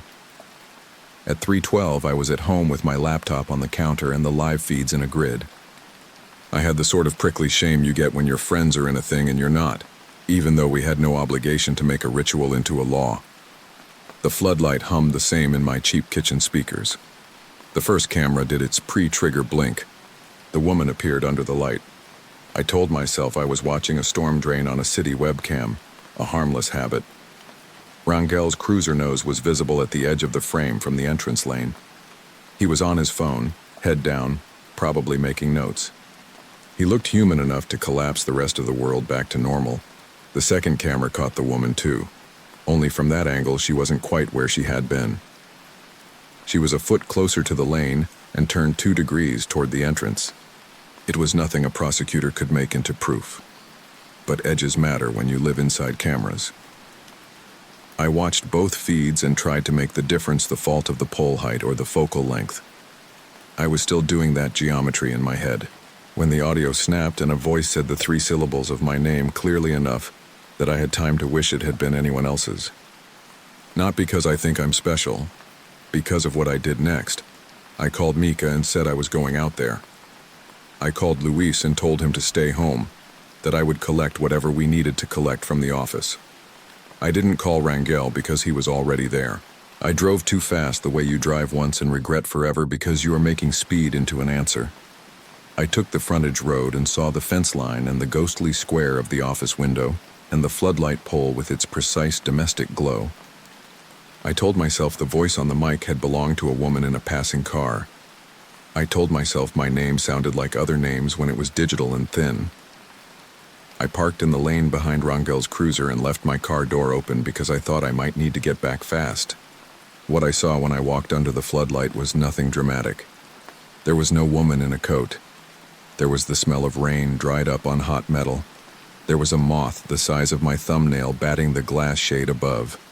There was the grass, flattened in an oval where people stand to smoke and talk when they're not sure whether to leave. The office was dark. The highway next to us was a quiet vein that never stops.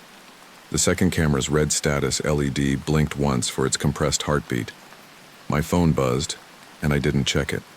I stood in the spot on the concrete ring where we'd brushed away the prints, and I stuck my hands in my pockets and felt foolish and mad, and more in my body than I had been in days. I tried something I hadn't tried before. I said hello, quiet enough that it was more about the saying than the hearing. My breath came back onto my face when the wind pushed and felt cooler than the rest of the night. I said my own name and felt the weight of it fall like a coin tossed into a fountain. I said the words you say to people who are lost, the words every child knows from playgrounds and parking lots. It's okay. We're here. Tell me what you need. I didn't say it to the air. I said it to the part of me that wanted to help, because it's easier to stand under a floodlight and pretend to be a lighthouse than to admit the ocean doesn't care. A sound came from the ditch. Not a voice. A small stone shifted against another small stone. If you've ever walked along a fence line at night, you know that sound can be anything. A possum. A cat leaping down. A bottle rolling. I turned my head and then turned it back because I didn't want to chase the wrong direction. I felt a pressure in my ears again and swallowed against it. The light hummed higher. The moth batted and slid behind the glass into a place beside the bulb and stilled. My own hands felt wrong in my pockets, like I'd put them into someone else's coat. I pulled them out and touched the concrete. It was warm the way sun-warmed metal feels at dusk, only it had been hours since sun touched it. Not hot enough to burn, just like it had kept a memory and decided now was the time to share it. On my phone screen, the live feed showed me standing there. The woman stood beside me by the floodlight. She wasn't an overlay anymore. The two realities were the same, except that my eyes refused one of them. She was taller than I had felt her to be, or I was shorter.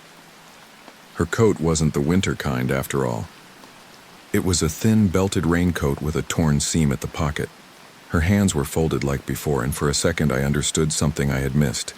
She wasn't keeping them still. She was keeping them from touching the pole. I thought of static. I thought of a kid too scared to touch a slide in July. The floodlight hummed a little deeper, and above us something invisible like tension connected to the wind. I said, "Tell me what you need." The word need felt wrong and slid off into the grass. I tried again. "Who are you waiting for?" The syllables vanished into the hum like bread into water. The woman's head turned just enough that a person in my position should have felt it. I didn't. On my screen there was a ghost of a smile or nothing. The longer you look at faces through glass, the more your brain steals from its drawer of meanings. I watched the play of shadow under her nose, the subtle dark under the lower lip, and had the dizzy thought that sometimes not seeing is the only respect you can offer.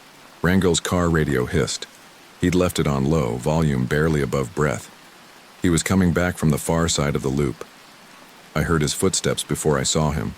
They sounded like someone walking over notes pinned under carpet. He said my name, and then stopped like he had said enough. He stood to my left. He didn't step into the light. He watched me watch the pole and then watched the screen in my hand and didn't ask anything. He said he'd gotten a call to check the neighborhood 2 streets over and had driven the perimeter. He said nothing else disturbed there. He didn't say the word haunted. He pointed to the concrete ring without speaking and made a small face that meant, "Do you want to see this?" He crouched and held his flashlight out so the beam stayed low. There again, the prints. Only one set, but new. As if someone had stood next to where I was standing and then lifted their feet straight up and then put them back. Not away from, not toward, just up and down. Small grit had shifted and nestled into the tread pattern like an answer no one asked. I don't know the ethical way to describe what I did next without sounding proud or pathetic. I reached toward the empty air where the tablet insisted a human shoulder stood. I stopped short but close enough that the hair along my arms shifted like a memory of touch. I said the name I heard the night before, my own name, like I was giving it back to someone asking for theirs. I said it again lower, the way you say it to someone sleeping. The light hummed, dipped, and resumed. The moth inside the glass began to move a little without moving its wings. The air warmed, not overall, but in a narrow wedge that ran from my mouth to the concrete. Then the warmth was gone. The recording ended. The woman was not there. The ring looked like any other ring of light beside any other pole in any other city, where people stand briefly when they need to decide something. You want me to tell you we solved it. You want me to say a lens inside the camera expanded and refracted cars' taillights into a woman. You want me to say the city finally replaced the light and the woman went away. Some of that happened. They did replace the light a week later, because the ballast started failing in a way that annoyed them. They painted the pole a fresh municipal gray. The new camera had better dynamic range and handled moths with less drama. For a couple of weeks after, there was nothing at 312. Then someone from the city sent me a clip at a different cemetery across town. A different floodlight, a different angle. 3:12 a.m., a woman in profile with a coat hem moving once. The clip was shorter. 12 seconds. The woman's hands were folded. If you want comfort, you can tell yourself it was a recycled error. If you want a story, you'll make one. That's not what I'm trying to give you. Here's what I know as cleanly as I can say it. In Dallas, under a floodlight at a burial ground behind a chain-link fence, the cameras recorded a woman standing beside the pole every night at 3:12.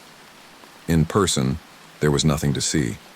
The audio captured a voice the fourth night shaped like my name or the name of whoever was listening. The concrete at the base of the pole collected prints that matched no one's direction. The air around that spot sometimes warmed the way metal holds memory. None of those things made my heart race.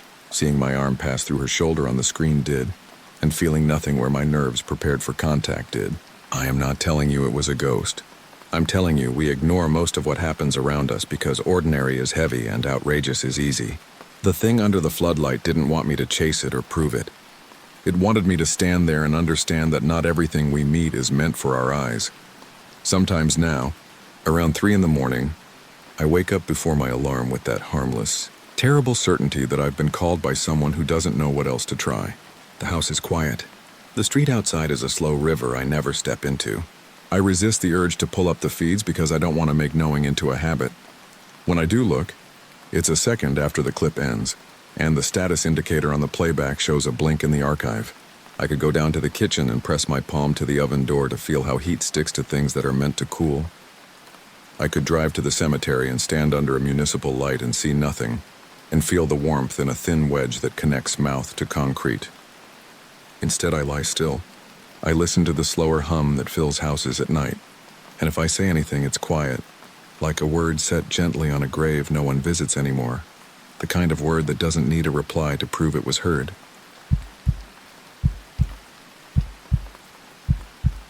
I'm not big on the internet, but I've been reading here for a while, and tonight I realized I'd rather have strangers call me a liar than keep replaying this alone.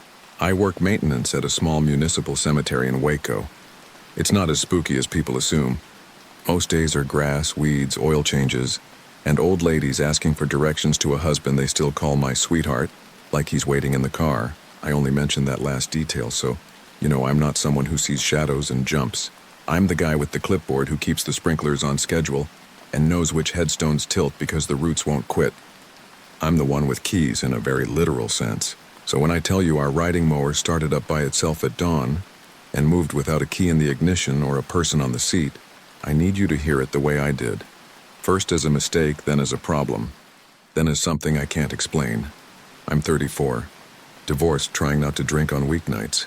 I took the caretaker job 2 years ago when the previous guy, Harlan, retired. He still comes by sometimes with kolaches and opinions I didn't ask for. He taught me the roots, the rhythms. You'll know this place by the sound of it, he said the first week. There's a sound to a cemetery in the morning. I laughed at the time, but I get it now. Morning here is a mix of highway hum, birds arguing in the live oaks, and the soft hiss of the irrigation lines waking up. The grass smells like a green towel wrung out under your nose. If anything loud happens, like a backfire or a dump truck from the city yard, it feels rude, like someone cussing in church. I'm not alone on the grounds usually. We've got a part-time grounds worker named Hector, who picks up hours between college classes, and my supervisor is a woman named Denise, who manages our little office and argues with the printer. There are others in the orbit. Funeral directors, a pastor with a voice like a cello, 2 cops who park in our lot at lunch and talk sports, and the neighbors who cut through the west gate to walk their dogs in the quiet. And there's my friend Marisol, who runs the floral shop across the street. She and I trade favors. I sharpen her hedge trimmers. She lets me sit in the cold room and cool off when August tries to kill us. We're not dating. We went on a few dates and realized we talk better as friends. She's the one I called after the first morning, if only because she can tell when I'm lying to myself. It was October, the kind of week that pretends it might get cold, and then changes its mind by noon. I'd been coming in earlier lately to clear a broken sycamore limb that had dropped across Section C and split into the kind of knuckle puzzle that dulls axes. The day before, I'd locked the equipment shed and checked the latch twice because a couple of kids had been cutting through, and Hector found someone's vaping pen by the sprinkler panel. We're not a gotcha operation, but I don't want to explain to a family why there's a fruit-scented cloud drifting around Granddad's name. That first morning, I rolled into the lot at 5:30 with the sky still a dull sheet over the trees. The shed is a low metal box by the maintenance driveway, painted the same beige as the bathroom cinder block. The riding mower, a battered red Badger with more miles than a Greyhound bus, sat where I always leave it, nose facing the chain link so I can drive it straight out. The key hangs inside on a pegboard, clipped to a lanyard with a faded Texas flag. I carry a spare in my pocket because Harlan taught me to do that. The day you don't is the day a funeral shows up unannounced, he used to say. I unlocked the shed, hit the light, and stood there. The smell hit me first. Cut grass is a clean smell. Gasoline in a closed shed is not. The gas cap on the mower was slightly damp. The floor under it had a pedal of fuel. Nothing dramatic, just a ring like it belched. I checked the cap seal, checked the shutoff, checked the choke lever. The battery tender was still unclipped where I left it. My mind went to teenagers again. Maybe someone had messed with it, tried to start it, but the key was on the peg. The ignition didn't look jimmied, and the seat sensor wiring, something we had to replace in July, was still taped the way I taped it. With a little flap of black electrical tape sticking up like a fin, I cleaned up the spill with absorbent, opened the door to air the place out, and chalked it up to heat and expansion. Dawn skittered through the trees while I did the rounds.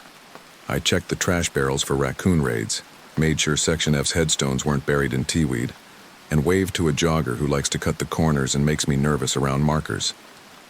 The mower was fine when I backed it out later. It coughed once, then settled into that ugly engine rattle I could identify with my eyes closed. If a sound can be loyal, that one was. The second morning, I came in even earlier because the funeral home had a service at 9 and wanted Section E trimmed tight. Marisol had a standing order for that family, white lilies in glass cylinders, and I'd promised to help carry them out if Hector was late. Same routine.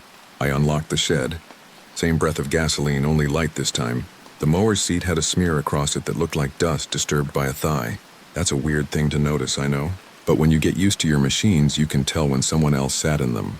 I rubbed it with my palm and it left a clean swath like someone had scooted forward and left the outline of their movement. I locked the shed and walked the fence line.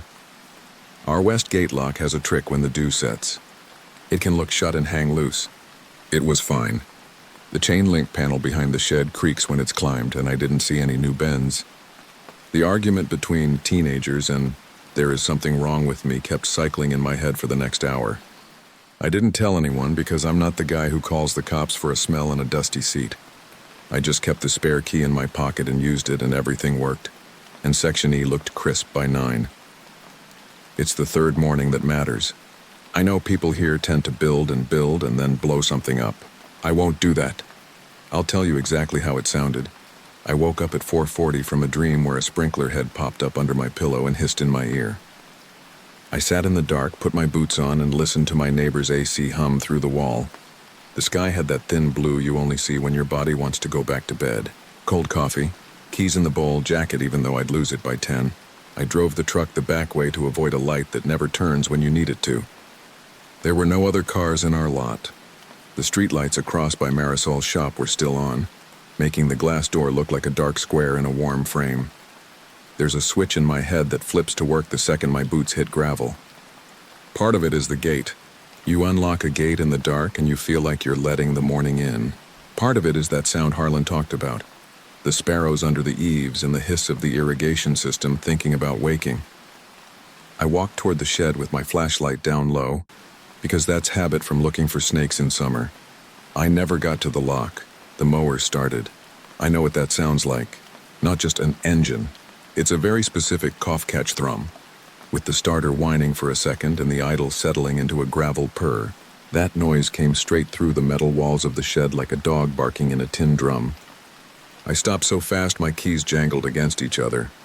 I can't explain how hard my body believed I had done something wrong. The shed was locked. The key was on my belt. So my first thought was not ghost, it was someone's in there. Instinct is weird. I didn't run. I did the thing any idiot in a movie does and walked right up to the door like I could shoulder truth open. I got to the handle and it took my brain a heartbeat to register it. The sound didn't match the position. It wasn't contained in the shed. It was outside now. It wasn't bouncing in tin. The engine noise had the airy quality of being in open space, of moving. That's a sound you learn when you mow around stones. You hear the engine and the blade echo off marble at different angles. The mower was on the other side of the shed, on the driveway. Passing along the chain link, the engine note changing as it rolled past and the exhaust pushed a pocket of air. It was accelerating to the lazy pace I use when I'm repositioning. I clicked off my flashlight and stepped around the corner because I didn't want to blind whoever was there. I had two thoughts stacked wrong on top of each other. 1, this is a kid who found another key. 2, there is no other key. The mower rolled into view like a big slow animal. No rider. The seat was empty. The steering wheel had that tiny tremor it gets from the engine. The front tires were making their standard chirp on the damp driveway. It moved right by me. Within 2 feet of my boots, the headlight you have to jiggle to work somehow glowing like a single tired eye. It turned toward Section B the way I turn when I cut a row by the flagpole, as if the wheel had an invisible hand on it. I didn't move. The machine rumbled by with its rear tires throwing a dark sheen on the gravel, and I watched the deck lift slightly over the bump because I had replaced that spring and knew exactly how much give it had. The mower reached the grass and didn't drop the blades. That was a relief in some small practical part of my brain. If it had started cutting, I was going to have to explain lines in the dew to Denise later. But the blade switch stayed off. The mower rolled between 2 rows of headstones and followed the curve like I drew a line with a marker and pushed it along. I finally remembered my voice and said, "Hey," which sounded ridiculous and human. The mower didn't react to my voice or to my steps as I followed it. Have you ever tried to grab a steering wheel that's already moving at the perfect slow rate? I reached out and felt that cheap plastic under my palm, and it jerked as if there were weight on it that I couldn't counter. Not a big physical shove, more like a firm correction, the way you'd guide a kid's bicycle between cones. The wheel turned away from my hand. "Okay," I said. I know I said that because I also remember thinking, I need someone else to say what they see. I pulled my phone and thumbed Marisol's number without looking. She answered on the second ring because she sleeps light. I said her name and then said, "Can you come outside?" "Don't hang up." While I was talking, the mower completed a long loop around the big oak that drops acorns like marbles, and then moved to the veterans section where the little flags twitch in any wind. It wasn't mowing, but the tires left dark tracks in the dew that braided with my boot prints. The engine never faltered. The seat stayed empty. There are sensors on those seats, cheap ones you tie off when they fail because otherwise the machine won't run. Ours had failed in July when the heat made the plastic brittle. I rewired it with a new switch. I know the feeling of that seat pushing back against weight. I could reach out and hover my hand over it and feel the heat from the engine rising and the faint vibration of the motor through the vinyl.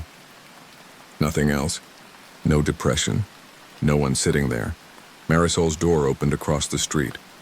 I saw the swing of her hoodie in the glow from her shop lights. She looked small and brave, barefoot in sandals, phone to her ear, stepping carefully between floral buckets and a rack of ribbons so she could see through the glass. "Are you messing with me?"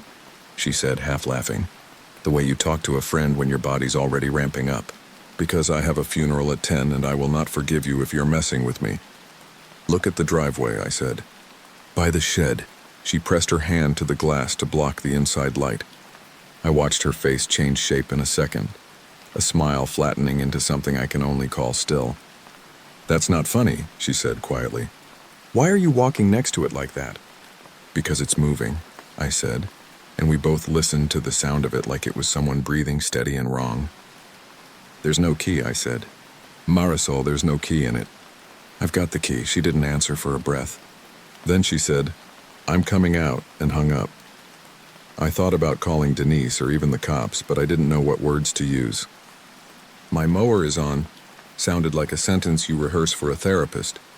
Instead, I followed the machine while it made a second tighter circuit around the veterans section, the headlight washing the markers with a single tired beam. It wasn't random. That's what began to worry me more than anything. It wasn't a runaway machine about to crash into the fence or eat a row of flowers. It moved like a person who knew the routes. In fact, it moved exactly like me. Harlan used to say, "You leave a cemetery alone long enough, it decides what needs doing." I used to roll my eyes. But there's a pattern to what we do. The edges first, then the wide aisles, then the pickups. The mower traced that pattern in miniature, as if the machine was walking the yards the way I would with a push trimmer. It stayed off the low markers without me guiding it. It steered around the fresh mound in Section F like it could see the raw dirt. It passed close enough to the sycamore I've been hacking at that it brushed a leaf off with the air from its passing. Marisol came through the pedestrian gate, hoodie zipped, hair in a knot, keys in her fist like she was ready to brandish them at physics. She stopped 10 feet from me and watched the mower float by. I saw her eyes flick to the seat, the wheel, my hands. "Okay," she said. "What is happening?" "I don't know," I said. "Don't get in front of it." She laughed at that. She always laughs a little when she's scared. and then we both went quiet. The mower finished whatever route it meant and turned toward the oldest section, the one with the little lamb carvings and the names that have rubbed almost smooth. That area is tricky. The ground is soft from years of roots and irrigation, and the stones are close together. I wouldn't take the badger in there. I'd use a string trimmer in my boots. The mower veered left as if it had changed its mind, then right again, then settled into a path that zigzagged like it was feeling its way. The headlight shone across a row, and I saw something in the beam that made me stop breathing for a second. I'd been trimming around a stone there the day before. The name on it is Murphy. It's not the saddest stone by far, just a simple one with a cross etched into it and 2 years under the dash instead of more. I don't like to write the years here. It feels like I'd be taking something. The grass clippings from yesterday had stuck to the lower part, making the letters look soft. Now the mower's beam flattened across it, and I saw the damp outline of a handprint on the stone. Not a sharp outline, more like a place the dew hadn't settled. The center of the stone was dry in the shape of a palm and fingers. I stared at it hard all the way to the edges. Marisol whispered, "Do you see that?" Without telling me what she saw, I nodded. The mower circled once around Murphy's row and then did something I never do. It stopped. The sudden silence is worse than the noise. The engine cut like a door close behind a loud room, and all the night sounds that were hiding came back in a rush. The crickets, the highway sigh, a single thump as an acorn dropped and ticked a stone. The headlight blinked once and went out with that tired filament shrug. The mower sat in the dew, bumper almost touching Murphy's base. It didn't feel like an ending. It felt like a pause, like a held breath. Marisol whispered, "Don't," as I stepped toward it, which is the kind of friendship we have now. I put my hand on the hood, warm metal under dew. I glanced instinctively at the ignition, and my own hand felt stupid, my eyes doing what they knew how to do while my brain spun around the wrong. No key in the slot. My spare was in my pocket where I'd clipped it. I could feel the sharp shape through the denim against my thigh. I lifted the seat. We once had a mouse nest in there. I don't know why I did that, except that people do things they've done before when they can't think. The battery looked normal. The wiring harness I'd replaced in July lay like a patient map. The seat switch connector was tight. There was no way to tell with my eyes whether the world had rearranged itself. Marisol knelt by the Murphy stone and touched the dry spot with 2 fingers, like she was checking a child's forehead. She looked at the ground, checking for footprints the way you would in a story. The dew was trampled by the tires and my boots and nothing else. She pressed her fingers into the dew beside the stone and left clean ovals. When she lifted them, they darkened again, slow, but not as slow as the handprint had been. "We should call someone," she said. "Who do you call?" "For what?" I said before I could stop myself. "For this?" The stupid part of my brain said call Harlan, because he would know a sentence for it even if he didn't have an answer. "Denise," she offered. She'd tell us to stop touching things. I stood back up. I put my hand where Marisol had and felt the night's cold on the name Murphy. Then I did the thing I'd been avoiding and put the key in the ignition. The metal slid into the slot and the movement felt like a lie. When I turned it, the starter clicked and the engine tried to catch and didn't. I pulled the choke, gave it a second, tried again. The engine whined and then caught with that same rattling thrum. I could feel the vibration through the wheel. I was aware of every muscle in my hand, the way the tendons pull when you clamp down. I turned the wheel. The front tires moved exactly where I told them. I could have backed the mower away from the stone and parked it. I should have. Instead, I turned the key off. The engine cut. I took the key back out and held it like holding it could stop what we had just watched. Marisol stood and rubbed her palms on her hoodie. "I'm going to open the shop," she said. "I guess if anything else happens, you'll call me." "I will," I said. I meant it. She paused at the gate and said, "You're not crazy." I watched her cross the street, unlock the door, turn on her lights, the world resuming long before my heartbeat did. I stood next to the quiet machine until the daylight didn't feel like a trick, and then moved on to the kind of chores you can do while your brain floats. Trash. Hoses checking the schedule pinned to Denise's corkboard. When Hector arrived, I told him the battery was acting weird, so he wouldn't go near the mower. I didn't tell him what we saw. He's 20. He deserves a few more mornings that are just mornings. I told Denise something a little closer to the truth. The mower acted up, I said, and because she's practical, she said, "Did you check the seat switch?" And I said, "Yeah," and left it there. "I called Harlan at lunch," he answered on the second ring. I tried to get the story out without sounding like I was performing it. He quieted in the places where I would have expected him to make a joke. When I described the loop around Murphy's Row, he said, "That little limestone near the sycamore?" And I felt my throat close because he knew it without walking there. "Yeah," I said. "That one." Harlan was quiet for a long time. Then he said, "I had the opposite once. Mower wouldn't start for 3 days at the end of summer. I was madder than fire. On the 4th day we had 2 burials and the ground was like concrete, and I was grateful because nothing else had broken in the meantime. Later I thought maybe it didn't start, because it wanted me to save my luck." "You ever think like that?" "No," I said, but I thought about it then. That evening, after we closed the gate, I walked back to the Murphy Stone with a small towel and wiped the dew patterns off, because it felt wrong to leave a handprint that wasn't a hand. I don't know what I hoped to do. Erase evidence? Show respect? The grass was already dry where the tires had gone. A candy wrapper had blown up against the base. I picked it up. The mundane things felt like anchors. I slept badly. I kept waking with the shape of the key in my hand. The next morning I got up even earlier, if only to assert something. I parked by the gate and waited, listening. At 5:15, in that gray pocket before the birds commit, I heard the mower again. The sound came not from the shed this time, but from the direction of Section B where I had left it the afternoon before while checking a sprinkler head. That detail, that I had not put it away, hit me with a fresh slice of stupid. I hadn't been able to bring myself to lock it back in the shed that night. I told myself it was because I needed to check the battery. I stepped through the gate and angled my flashlight low. The beam sliced across the grass and found the mower in silhouette, the headlight once again working like it wanted to be helpful. It drifted between stones at a slow pace, engine steady. It didn't behave like a dramatic thing. It behaved like a guy who comes in early and gets a head start. I didn't call Marisol this time. I walked parallel to it, keeping 2 rows of stones between us. When it reached the corner near the water spigot, it hesitated. This is a word I don't use for machines lightly. And then turned toward the maintenance shed. I trotted to keep up.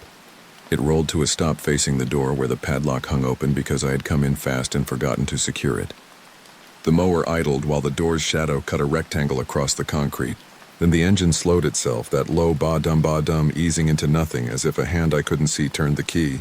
It was so precise it made me swallow my breath. The headlight blinked out. The silence fell like a blanket.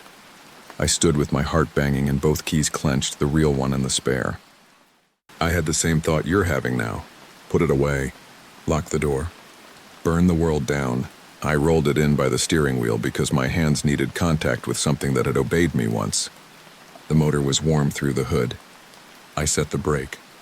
I didn't even bother to check the ignition slot. Instead, I reached up to the pegboard and hung my key where it always goes, and the sound of that metal hook felt for one pinpoint, like normal. Something brushed my shoulder then. It was nothing, I tell myself this now. A draft from the open door, a moth, the flap of tape over the seat switch flicking up and landing on my sleeve. That last one is what I decided because when I turned, the tape was indeed loose and it made the kind of soft whisper a strip makes when it lifts and lands. I pressed it down hard, twice. The pegboard reflected a sliver of dawn in each hook. The days since have not stacked right. The mower has behaved in front of other people. Denise wrote it the afternoon after I told her we might need a new battery. And it sputtered once and then moved like an obedient dog.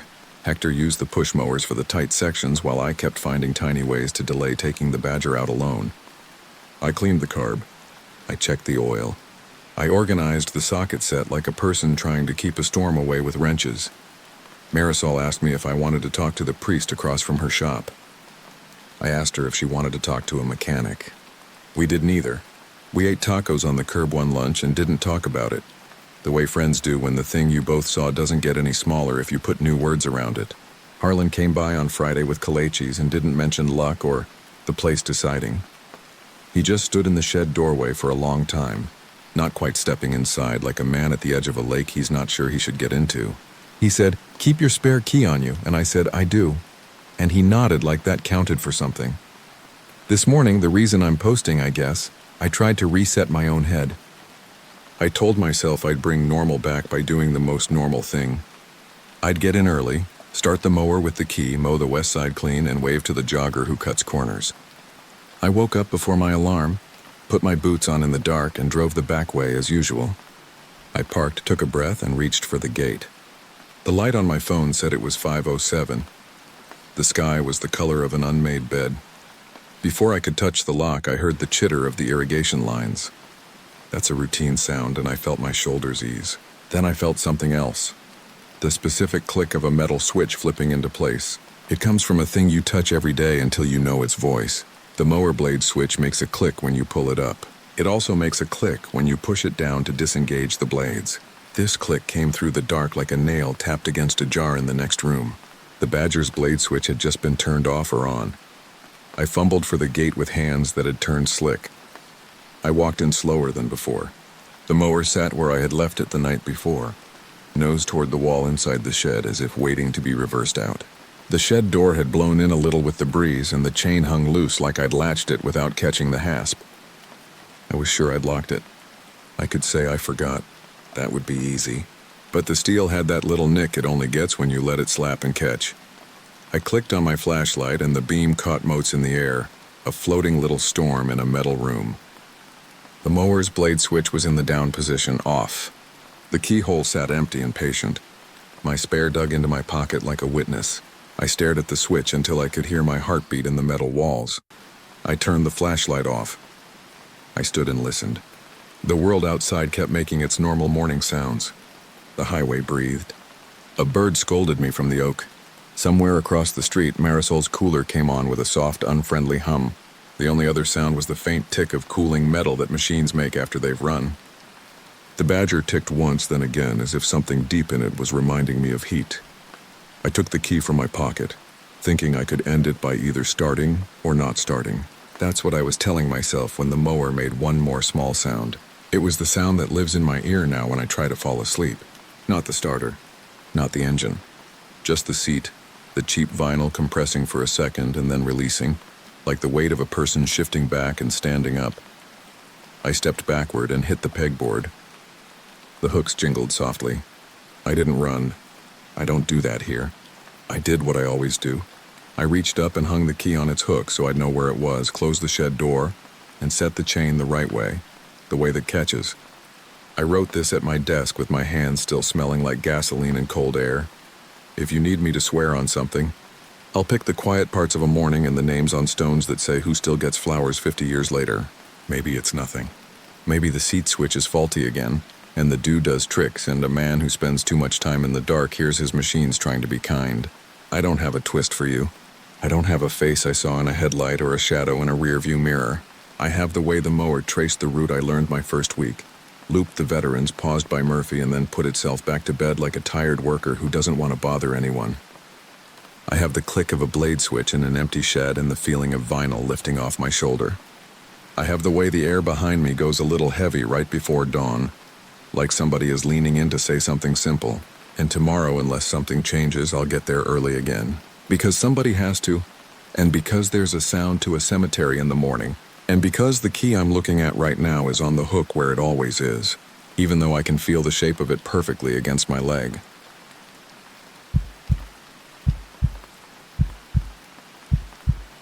I don't usually post on places like this, but I need a place to put these words where they'll sit with other people's late-night confessions, not just rattle around my head while I pretend to sleep. I know how it's going to sound. A cemetery, a chapel whispers.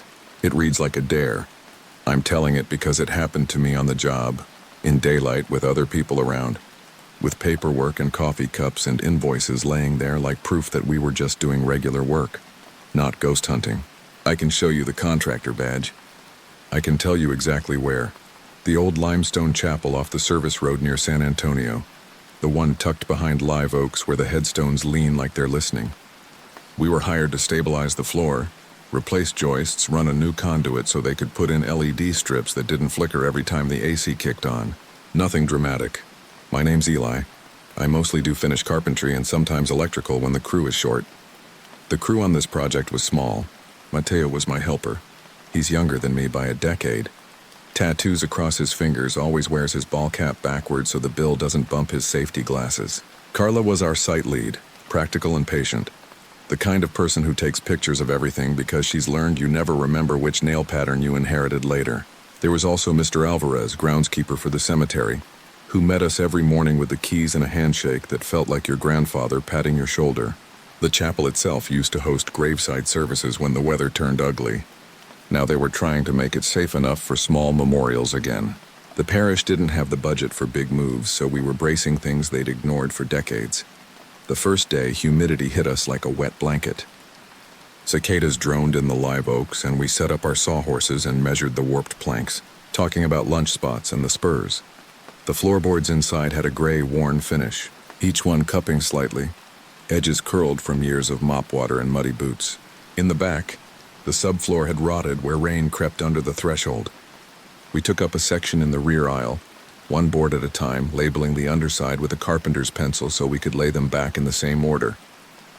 I remember Mateo tapping each board with his knuckles and calling out the lengths like a drummer counting off. It felt like any other job. The smell of old wood, a faint whiff of incense that the years couldn't wash out. Echoes when you dropped a tool. Around mid-morning, I felt something strange under my boots. Not motion exactly, more like a sound that came from the floor itself. Thin and careful, like winding tape back inside a cassette. I told myself it was the AC ducts under there vibrating. Then I realized there were no ducts. The chapel floor sat over a shallow crawl space and then the old foundation stones. Big blocks the color of bread crust. I leaned down to hear better, unwinding the extension cord with one hand so it didn't snag on a pew leg. It was a whisper. Not words yet. Just the shape of someone trying to be heard, without joining the conversation. I stood up so fast my tape measure slid off my belt and thunked the boards. "Hey," I said, already embarrassed by how hushed my "hey" sounded, like I didn't want to scare it away. "You heard that?" Mateo cocked his head, then shook it. "What, the AC outside?" Carla walked in with a clipboard and the permit copies. Her boots struck the boards. Dust puffed up around her ankles. "We're good to proceed," she said. "Alvarez wants us to be careful near the front left pews. A family plot is just outside that window and the soil's slumped." We started again. I told myself I'd imagined it. We marked and lifted each board, vacuumed the dark strips of dirt that had sifted through the seams for years. Nails came up like teeth. By noon we had a gap big enough to crawl under, and the cool air in the crawl space felt like standing in the doorway of a store in August. Mr. Alvarez came in to check on us. He always held his cap in his hands when he walked inside. Like a hat needed to be quiet here. "That foundation is older than anything around it," he said, pride and warning braided together. "Pereira built it with his sons. No rebar back then. Everything's weight and patience." He glanced toward the windows where sunlight laid sharp rectangles on the floorboards. "Any problems?" "Just rot in the back," Carla said. "We'll sister the joists and shim." Then she added, "Because she's everything I want in a boss. If you have any concerns, we can hold." Mr. Alvarez smiled. His eyes were very dark. "You'll hear the wind," he said. "That's all." The oaks lay against the walls. That afternoon our work slowed because of the whispers. I say our. But for a while it was just me flicking my attention from tool to floor, certain I was going to catch someone's mouth against the boards. It comes up through the wood, not from beneath it, and that's the first thing that made my skin pebble. It's like the floor itself shapes a voice out of air passing through a knothole. You can put your ear down and it's nothing, and then you stand up and it trails along at ankle height, brushing your socks. The first time it said a name, it was so soft I thought it was a memory. "Rosa," it said right by the end of the aisle. A woman's voice, late middle age, breathy like she was in the next room and the door was almost closed. "Rosa." I stood very still. The hairs on my arms prickled. "Rosa?" I repeated so quietly it was almost a thought escaping. "What?" Mateo had the pry bar wedged under a board, expecting me to help lever it. I didn't. I went to the window and looked out at the graves. There were dozens of markers in view, most of them older than me, some so old they didn't mark anything you could still find. My eyes snagged on one in the front row. White marble, recently cleaned, a name you could read from 20 feet away. Rosa Salinas, 1947-2002. A little oval portrait pressed into the stone showed a woman with serious eyes and a mouth that looked like it had fussed at kids, and then fed them until they were full. I'm not a jumpy man. but I put my hand flat to the cool window glass and left it there until I could feel my own pulse. It's a cemetery, I told myself. Every second someone in here is thinking about names. 2 hours later, when we were lowering the last board for the day, the floor spoke again. A different name. Tomas. This time the voice seemed to roll along the aisle like someone crouching and moving fast, whispering near your shins. Carla heard it. I know because she went very still, head tilted, like when you're listening for the last stair creak to tell you who just came home. Did you? I started. Yeah, she said. We all stood and listened. The name repeated.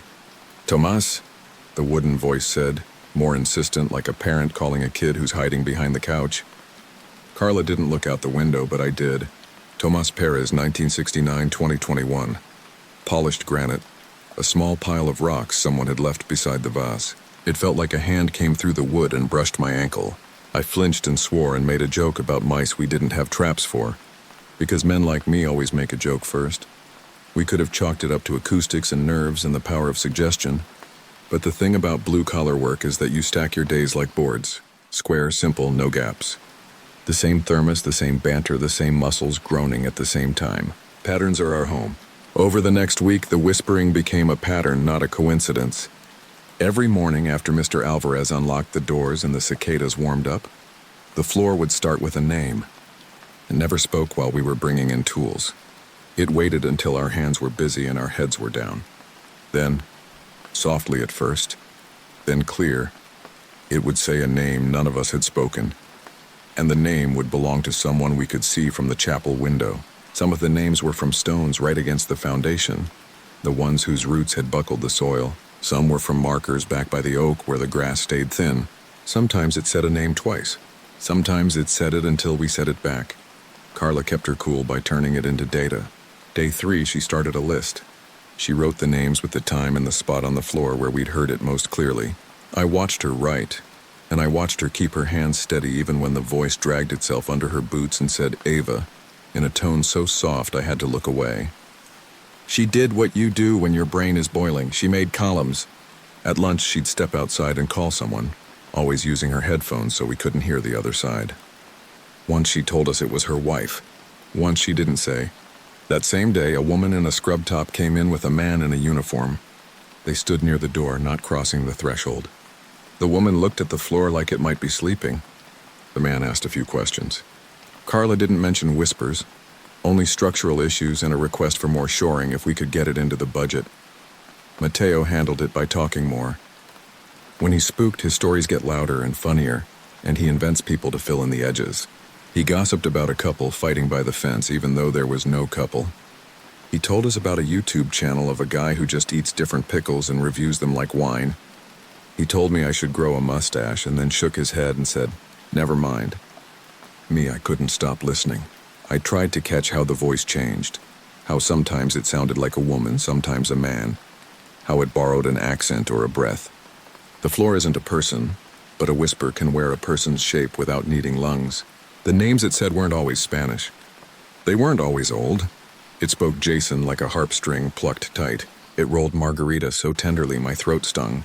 When it said Henry, it clipped the edges like a teacher taking attendance. The names weren't in alphabetical order. They weren't based on age or location. If there was a pattern, it was under the floor where we couldn't see it. On Thursday, the name it said was Mateo. The chapel was bright as a dentist's office, all the windows spilling light. We were relaying the boards we'd cleaned, tapping them in with a block so the edges wouldn't splinter. I was on my knees, sweat soaking the bandana in my back pocket, the hammer weight familiar in my palm. The whisper came from the spot where a small knot in the board looked like an eye. Mateo, it said. The syllables were soft, almost playful. I froze and the hammer dropped onto my thigh. I turned my head toward him and he grinned like he was waiting to be roasted. But his grin didn't reach his eyes. He held his pry bar like he might have to defend himself with it. Carla said, "Okay, that's enough." She set down her pencil. "We're taking a break outside." We all went out and leaned against the warm stone under the window that faces the stacked family plots. The air smelled like cut grass and something sweet I couldn't place, maybe crushed acorns. Mr. Alvarez was 20 yards away, trimming a hedge. He killed the trimmer when he saw our faces and came over. wiping his hands on his jeans. "Heat getting to you?" he asked. "Do you ever hear talking in there?" Mateo said. He tried to keep his tone casual, but it tumbled a little at the end. Mr. Alvarez looked at the chapel door, then at our boots, then at the sky like the answer might be written in cloud. "Sometimes I think I hear my wife say my name when I'm in the shop," he said.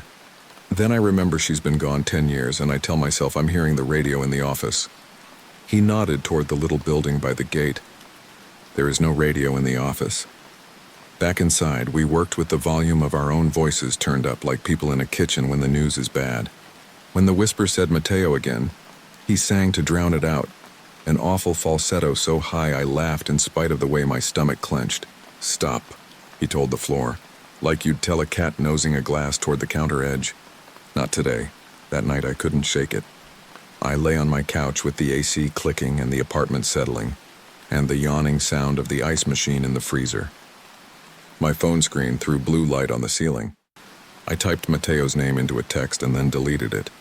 I typed "You okay?" and deleted that too. I didn't want to sound like a dad. I didn't want to name a fear that might not exist. I dozed, woke to the AC, dozed again.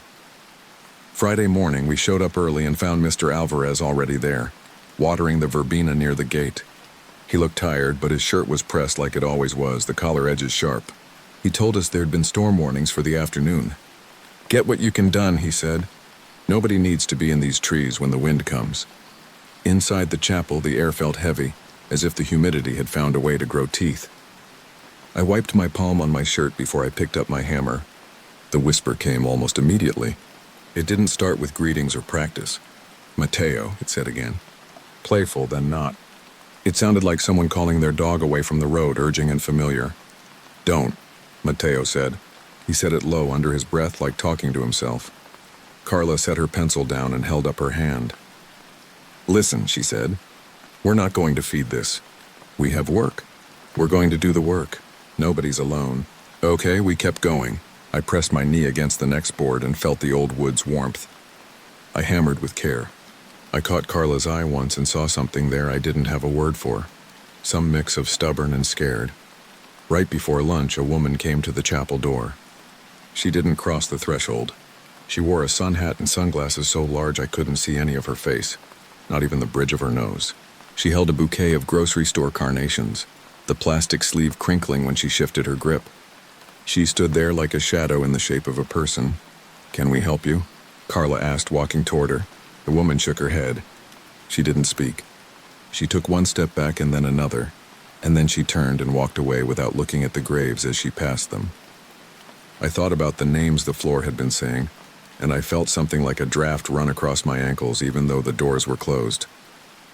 At lunch, Carla showed us the list she'd been keeping. 22 names so far. The handwriting was neat, the times precise to the minute. Next to the names, in a column that hadn't been there the first day, she'd started adding check marks. "I came back last night," she admitted, embarrassed like she'd just told us she believed in fairy rings. "I walked the rows and found the markers. I wanted to match them. I matched almost all of them. These checked ones have the same first and last name in view from inside. These with question marks are either weathered beyond reading or they don't face the window." Mateo ran his finger down the list. He stopped at his own name. There was no check mark there, obviously. He swallowed. "What does that mean?" "It means it's saying names from the cemetery," Carla said, steady. "That's all it means." The storm broke earlier than the forecast. By 2, wind shoved at the windows like someone trying to get in and then thinking better of it. Rain came with a burst of smell like the oaks had exhaled. Mr. Alvarez popped his head in to tell us he'd lock up at 3. Earlier if the lightning hit close. We said we'd pack up. The whispering didn't stop for the weather. The floor said a new name. A pair of syllables I didn't recognize, then a longer one that felt like a prayer. When thunder cracked, the whisper tightened like it was ducking its head. Then came the part that stopped feeling like ordinary fear and became the kind that hooks under your ribs and pulls. I was kneeling near the front, checking the level of a run of boards by the first pew. Carla was at the back with the shop vac. Mateo walked along the center aisle with a bag of screws. When he passed the loose knot that looks like an eye, the whisper said, cheerful as a neighbor, "Mateo." He didn't look down. He didn't say stop. He set the bag of screws on the pew and rubbed his face like he was very tired. A droplet from the leak near the window landed on his hat brim. He looked at me, the expression on his face so naked I looked away. The whisper said his name again, and then softly it said mine. Eli, it breathed, right against my boot. I jerked my foot back like I'd stepped on a snake. Eli, it repeated, breath warm, not cold the way you hear in stories. There's a uniqueness to your name when someone else is saying it. A little flare in your chest like you've been called to the front of the class. The floor said my name in the tone of someone asking for help moving a couch. Friendly, familiar. I stood too fast and my knee banged the pew. Mateo laughed at that, a small, high sound. It wasn't a real laugh. Carla's phone buzzed. She looked down and I saw a text in big letters pop up that just said, "Everything okay?" She turned the screen over without answering. The lights flickered. The new breaker box hadn't gone in yet, and the old one didn't like the storm. The flicker made the chapel feel like a heartbeat paused. In the half-dark, the whisper got clearer. The floorboards to my left murmured a name. The boards by the window said another. The ones under the center aisle hummed with a chorus that didn't overlap, but didn't wait for turns either. I can't explain how it sounded like many voices in one. The best I can say is it was like a hymn where everyone holds a different note, and you get the sense of a shape larger than the music. Mateo stared at his own name on the list again. He put the pencil behind his ear. He took it down. He wrote the time next to the second Mateo. His handwriting looked like a copy of his usual handwriting, like someone had traced it. "Let's call it," Carla said. "Felix can come back after the storm to wrap the conduit. We'll tarp these and go." We packed fast. The whisper didn't care. It said 3 more names as we stacked the boards we hadn't nailed down. It said mine once more, and I told myself I'd imagined that the rain against the sill had shaped my name the way it shapes your thoughts. When we were ready to leave, Mr. Alvarez stood in the doorway, hat in his hands again. He looked at us like we were kids coming in from playing too close to the street. He locked the door behind us. We jogged to the trucks, rain drumming on our hard hats. I watched Mateo under the low oak fumbling with his keys, his shoulders hunched like he'd been caught in a lie. I almost went to him. I almost said, "Come get tacos with me and we won't talk about anything but food." Instead, I called out that I'd see him Monday. He lifted his hand but didn't look back. That weekend, I tried to forget it. I did the things you do to scrub your mind. Laundry, grocery store, fake movie you don't care about so the sound can fill the apartment. I didn't sleep well. Every time I closed my eyes, I saw the list of names in Carla's careful columns. I saw the open mouths of the floorboards, the ends of the planks like lips. Once, at 2 a.m, I got up and stood in my kitchen barefoot and listened. The humming in the fridge sounded like an old hymn if you wanted it to. Monday morning, Carla texted us both that the storm had knocked a branch through the office roof by the gate, and Mr. Alvarez had asked if we could start late while he dealt with insurance pictures. I spent the morning coiling extension cords and sorting screws by size because that's the kind of task that settles a body. When we finally drove out, the sky had that clean look Texas gets after a rain. The edges too crisp, like everything had been washed with cold water. The chapel looked the same. The oaks looked the same, with one limb torn and a pale scar of wood showing where it had snapped.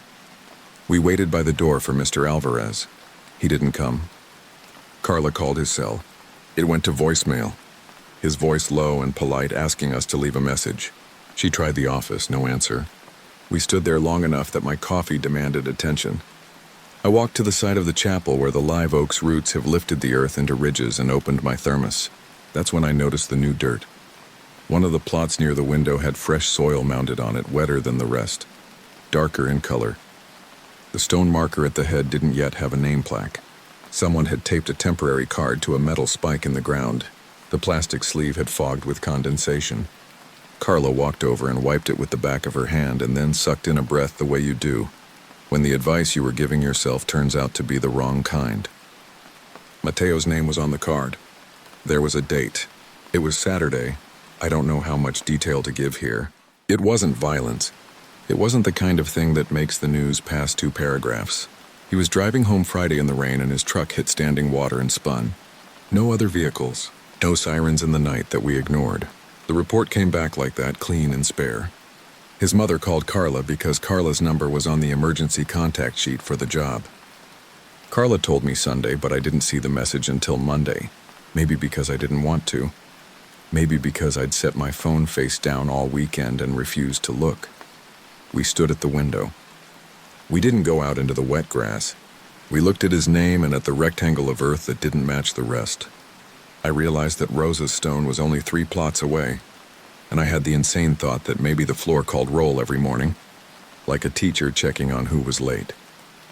Carla wiped her face with her sleeve and then went and unlocked the chapel because that's who she is. Because work is a way to hold the edge of your life when it bends. Inside, the boards we'd stacked smelled faintly of bleach from the water we'd used to clean the dust lines. The list of names lay on the pew where we'd left it, a pencil dent on the last line. The whisper didn't start right away. It waited until we were moving again, until the sound of the hammer and the vac made regular shapes in the air. When it did begin, it didn't say Mateo. It said a woman's name I didn't know, and then another. It said Rosa once very gently. It said Tomas like someone who didn't want to wake a sleeping child. Carla didn't pick up the pencil this time. She let the new names pass unrecorded.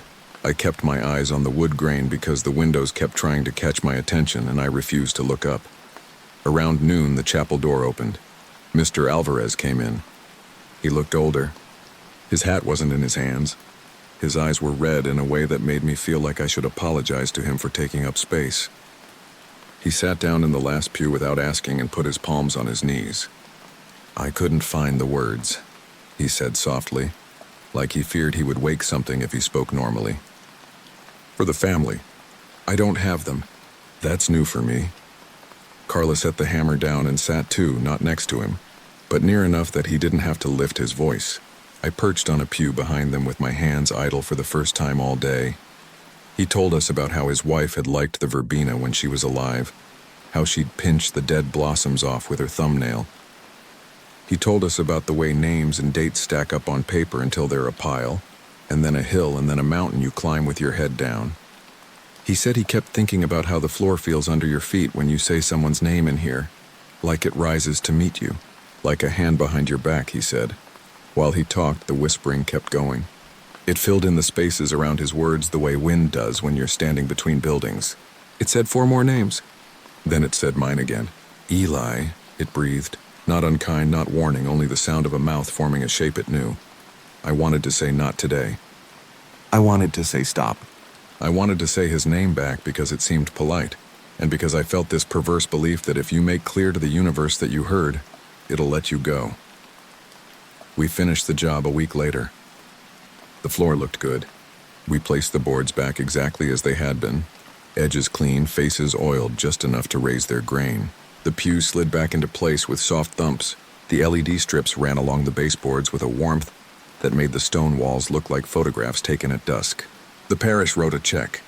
Carla rolled up the plan set and gave Mr. Alvarez 1 copy for his office.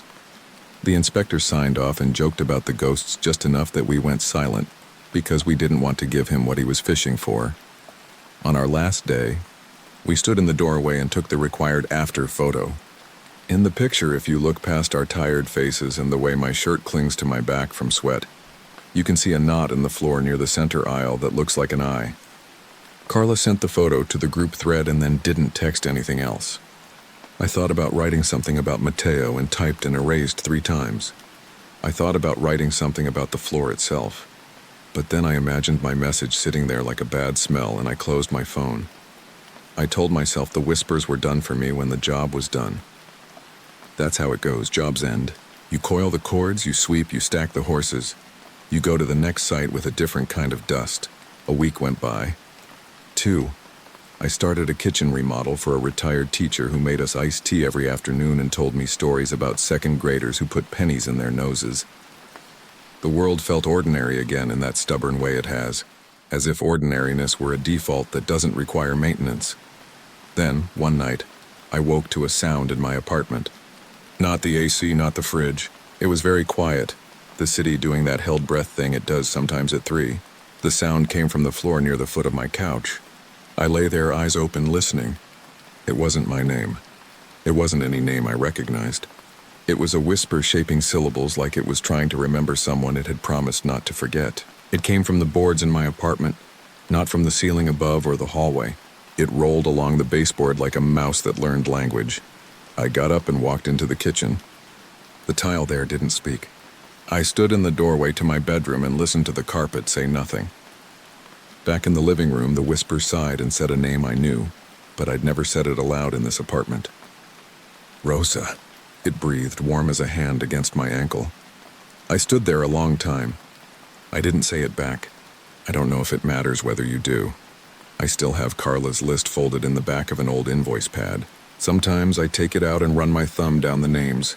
The pencil has smudged a little from the oil in my hands, and the paper smells faintly like the chapel, which is probably impossible. But there it is.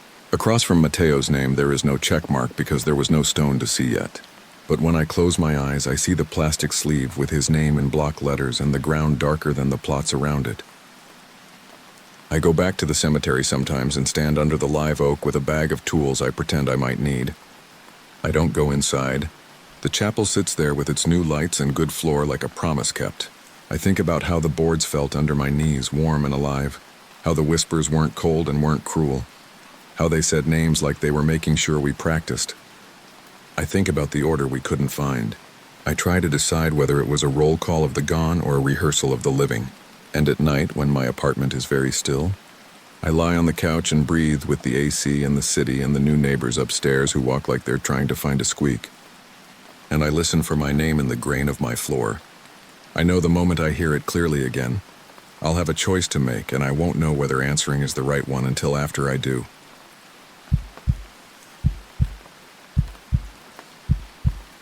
I never thought I'd write any of this down because people roll their eyes when a story starts with a cemetery and a night shift.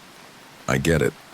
I used to laugh at those YouTube videos where a voice tells you about shadows and cold spots while stock thunder plays in the background. The thing is, I took the job because it was quiet and paid in cash and I needed the hours. Nothing spooky there.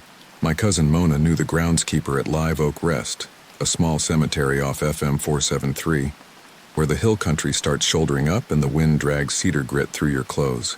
I started in late September, when the evenings cooled off enough that the grass smelled wet after dark and the bugs sang loud enough. To make you think the world was normal, I'm writing because it hasn't been normal since one night I can't sleep past. My sister Sophia told me to post it somewhere people tell strange things without being laughed out. So here I am, internet. Believe it or don't. I just want it out of my head long enough to get a few hours of rest. The cemetery sits back from the road behind a cattle guard that rattles even if you take it slow. And there's a chain-link fence that starts strong at the front and then droops into rust by the back corner where the mesquite starts winning. The gate has a squeal that travels through your teeth. On the left, there's a short gravel drive to a maintenance shed and a portable office with a window unit that hums like a refrigerator. My boss, Ms. Hartley, ran the place like a church bazaar. She wore 2 watches. One that worked and one that didn't, and kept her hair in a tight bun that never lost a bobby pin. She never stayed late, which I respected. She'd hand me a metal ring with 3 keys in the afternoon and say the same thing. Lock the gate, walk the rows twice, write down any plates if folks linger, and call if you see headlights after midnight. Don't chase anyone. Don't play hero. If the sheriff's deputy is tied up, call my neighbor Ray. He used to do nights before his hip. My friend Luis covered the other nights. We went to school together, lost touch, then bumped into each other at an H-E-B where he was pushing a cart, stacked with H-2B ice bags and clearance flowers he said he'd used to bribe his girlfriend after forgetting dinner. He heard I needed work and said the cemetery always needed a body to keep other bodies from wandering in. That's how he put it. He texted me the day before my first shift. Bring a flashlight, but not a fancy one. Old guys get mad if you blind them by accident. I thought he was making a joke about the dead. The first week was boring in the way that makes time heavy. The air at night had a smell like wet limestone and old candles. Crickets and nightbirds tuned everything, and far off I'd hear a dog bark, then another answer, and eventually it fell into a rhythm like a tide. I'd sit in the portable office with a styrofoam cup of coffee and listen to the radio the way people used to listen to baseball on porches. The old AM station out of San Antonio still runs late-night talk about hauntings and government conspiracies and UFOs. I listened because it felt like another person doing a shift with me, an unpaid coworker who never needed the bathroom. Every hour I did a round and made sure the gate had the chain through the latch, that the back fence hadn't been pulled up, that no teens were drinking by the oak with the tire swing that probably shouldn't be in a cemetery but was anyway. Most of the names on the stones were German and Czech. The oldest ones were smooth to unreadable. The new ones had QR codes on little plaques you could scan. People liked their lives to stay clickable. On my second week, a man started coming by before sunset and sitting on a bench near the veterans section. He had a cap from some oilfield services company and a tan that looked baked on. He nodded at me and said evening in a way that made it 2 words. A few days later, he introduced himself as Albert. His son, he said, had drowned in the river 2 summers back. He said it quick, like he wanted to get it over with and move on to how the grass was coming in thicker after the rain. He hated when kids left beer cans. He'd walk around and pick them up, stack them near the trash, and wipe his hands on his jeans. When I did my rounds after dark, I'd see how he'd tucked flowers back into vases when the wind knocked them loose. He felt like a background character in the kind of story that has no plot, except the dignity of small acts. I liked knowing he existed in the same square of map as me. There were other regulars. 3 church ladies with Tupperware who met on Thursdays to fuss at each other softly, while they cleaned their husbands' headstones. A pair of teen girls who did witchy-looking TikToks in the daylight that were really just them laughing and cursing, then apologizing for cursing. A deputy named Morales who took his breaks in the gravel lot and listened to soccer in Spanish while he ate a burger. We waved to each other. He told me to call if I saw taillights after 1. He had a way of holding his straw wrapper like a cigarette and flicking it, then tucking it into his pocket as if littering had been a sin in his childhood home and the habit stuck. Now for the part I've avoided, because I don't want it to sound like a campfire tale. On my 4th Thursday night, I was doing a check along the back fence when I saw a light moving between the rows up front. It was too low to be a headlight and too warm to be a phone screen. It moved the way a hand moves when someone walks at an easy pace with something they're used to carrying. The first thought that came to me was lantern, which made no sense. I froze every muscle I could freeze and let my eyes try to adjust. The light paused near the oldest cedar, drifted sideways, and went on. My radio crackled with static, and the voice from that AM show cut out for a few seconds. By the time it came back, the light had slipped out of sight behind a monument shaped like a book. I told myself 100 normal explanations. Someone brought a camp lantern to clean. Someone had a candle for a vigil and forgot how wind works. Someone had a flashlight on a dim setting. I didn't call anyone. In the logbook I wrote, checked rows, nothing unusual. The next night, Luis was on, and I told him. He didn't laugh. He did that thing where he half smiles to lower the pressure and said I'd seen the lantern walker. He said it like he was mentioning a neighbor's nickname, something everyone uses even if they don't know where it started. He said he'd seen it twice since May, always after midnight, always moving like a person on a route, always gone before the sun turned the stones gray-pink. He asked if I smelled anything. I told him I'd smelled something sweet, like a blown-out candle with a little kerosene underneath. He nodded. Kerosene, he said, like history class. He told me people around town had their own versions. A watchman who died while making rounds in the 30s. A grave digger who fell into a hole he'd made. A widow who walked with a light so her husband wouldn't feel alone. He said the old records in the office mention a fire in 1937 that burned a maintenance shed at the back. A name was written in pencil in the margin, then erased hard enough to scar the page. He said Miss Hartley wouldn't let him keep the key to the file cabinet after he started asking too many questions. Luis likes to tell stories, but he also likes to be right in small ways that keep him from being dismissed. That's what made me pay attention. I know how a story like this turns if you try to force it into a shape. Let me keep it messy because that's how it happened. The light showed up on my next shift just after 12:15. I was in the office making a fresh coffee when the radio scrolled through static and landed on a preacher talking about how faith is a kind of walking in the dark. I went cold in my palms and took the flashlight and kept it at my side and walked out toward the rows by the old cedar. The grass brushed my boots. Some stones had solar lights that glowed like exhausted fireflies. If you stood still, the quiet had layers. The insects. The distant highway sound like ocean. A train somewhere to the east. The power lines humming just enough to remind you electricity is a live thing. Then I heard the metal click of the front gate chain shifting, which happens in the wind, and the little glass rattle that happens when someone bumps the donation box. I came around a row and there it was. I don't have a better phrase than there it was. A warm, held light moving with a human rhythm. It was maybe chest height and swung with a half-beat delay like a pendulum. Behind it, the shape was wrong to stare at. My eyes slid off it. I saw hints of shoulders, a hat brim, the outline of an arm, but every time I tried to make the lines meet, they didn't. My flashlight felt heavy and dumb. I kept it pointed at the ground.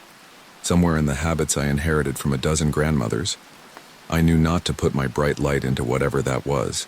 The lantern paused by a stone that belonged to a woman named Alma, who died in 1936. Someone had set a crooked ceramic angel there. The light tipped as if the person carrying it had bowed to read, then righted and kept walking 3 stones to the east, 2 to the north, 4 to the west.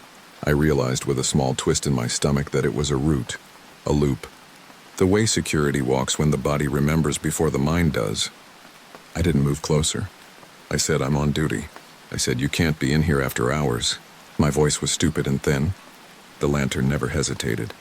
It completed another bend in the row and headed toward the veteran's wall. I could see the light touching the bronze plaques. I could see when it passed near one of the modern polished stones my reflection as a pale blur. No one else. The smell grew stronger for a moment, that sweet smoky candle smell, then thinned again. The hair on my arms lifted like static in a sweater. I stepped back until the grass hit my calves, and then the gravel of the drive bit through the heels, and that told me where I was in space. After a while, the light turned toward the back and the oldest part of the grounds. When it moved along a line of stones that had been worn to blankness by weather, I thought about the erased name in the file cabinet and wanted badly to know it. Like a tooth you can't help pressing with your tongue. I went back to the office because my mouth was dry and my hands were shaking in a stupid way. The radio had settled on a ranching report and the air conditioner was making the metal siding tick. I started to call Luis, then hung up because I would sound like a kid. I opened the logbook and wrote, "Saw the light again, route along east-west rows, no disturbance." It was such a normal sentence I hated it. When I looked up, the window showed the lot, the low dark shapes of headstones and the strip of sky above the fence. A line of clouds had moved in from the north. The wind had changed. Sometimes a front comes down and rides a blue norther into the hill country, but this felt smaller and more personal, like someone breathing at a different speed next to you on a couch. The weeks after that, the pattern became a kind of background unease. Some nights nothing happened. Some nights the lantern made one loop and left. Twice the light started its route and then stopped to stand near the stone that said, "Joanne M. Avila, beloved mother, 1955-1998.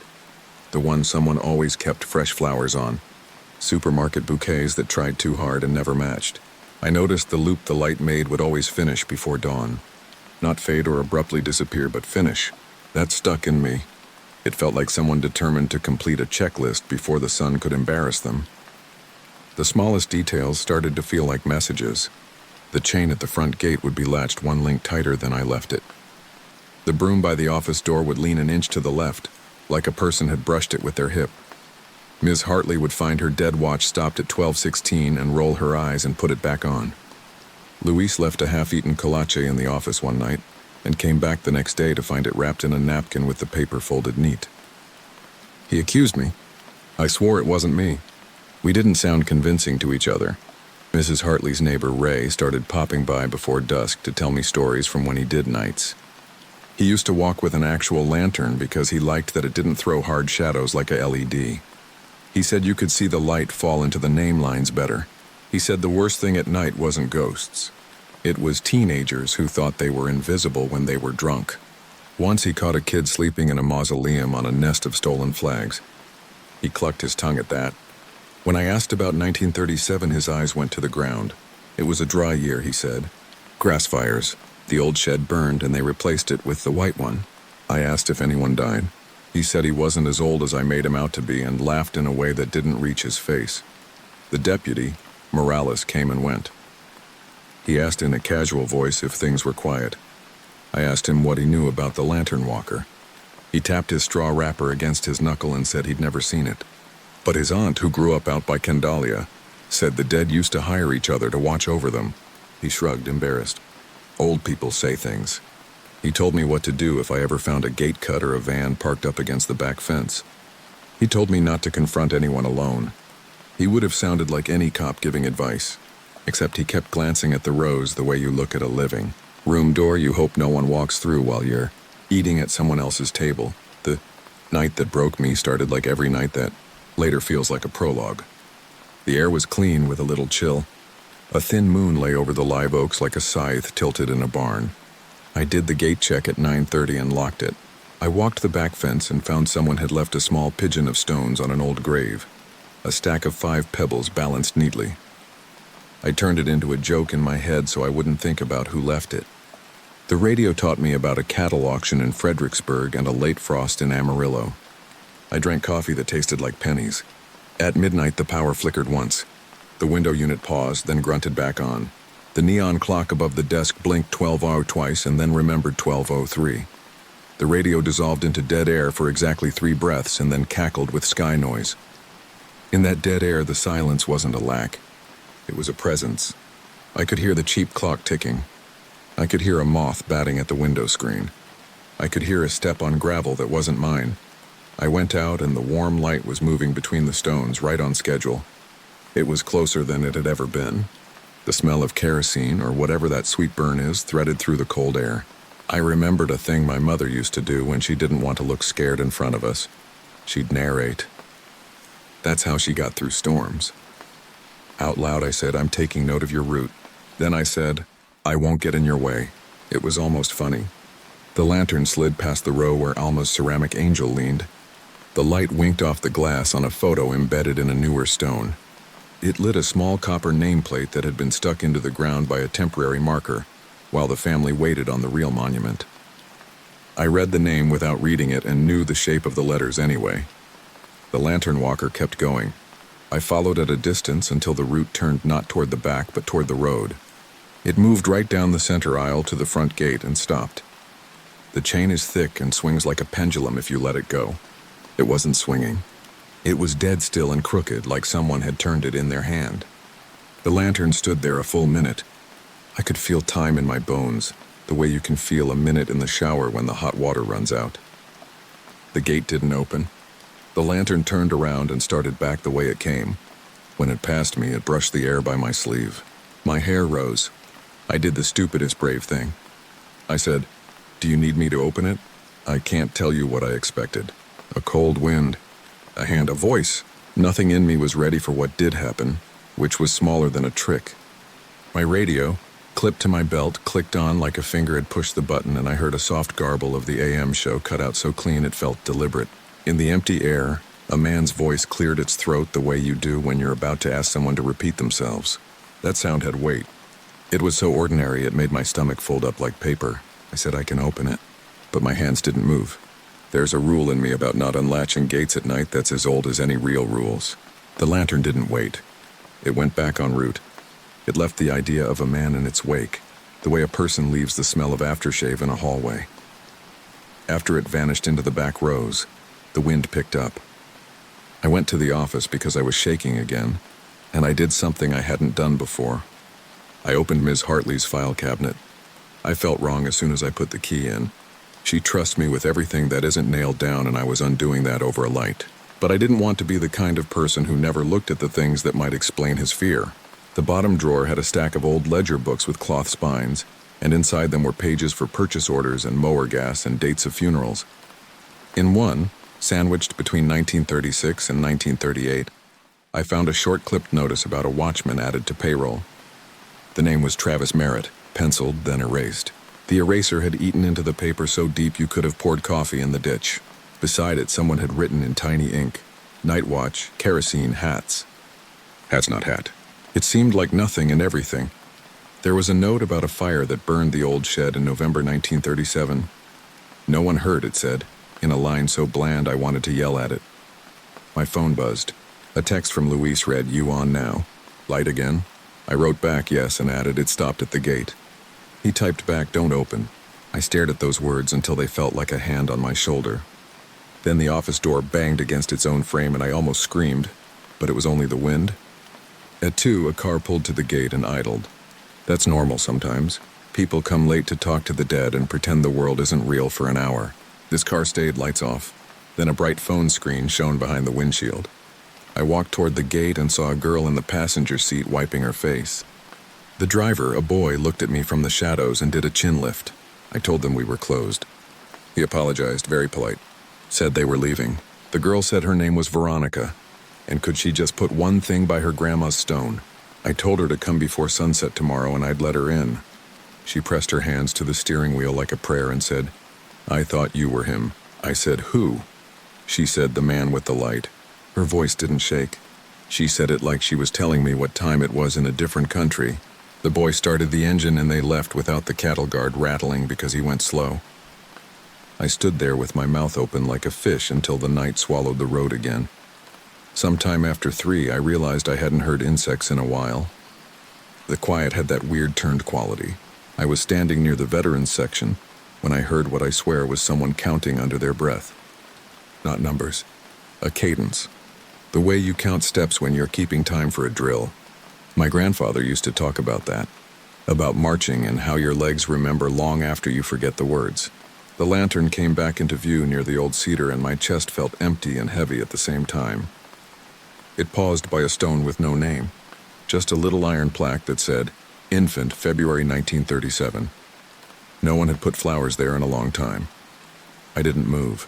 I had a thought like a flash. What if the route isn't the loop of the ground but the loop of the person? What if finishing the route means finishing their job so they can stop walking?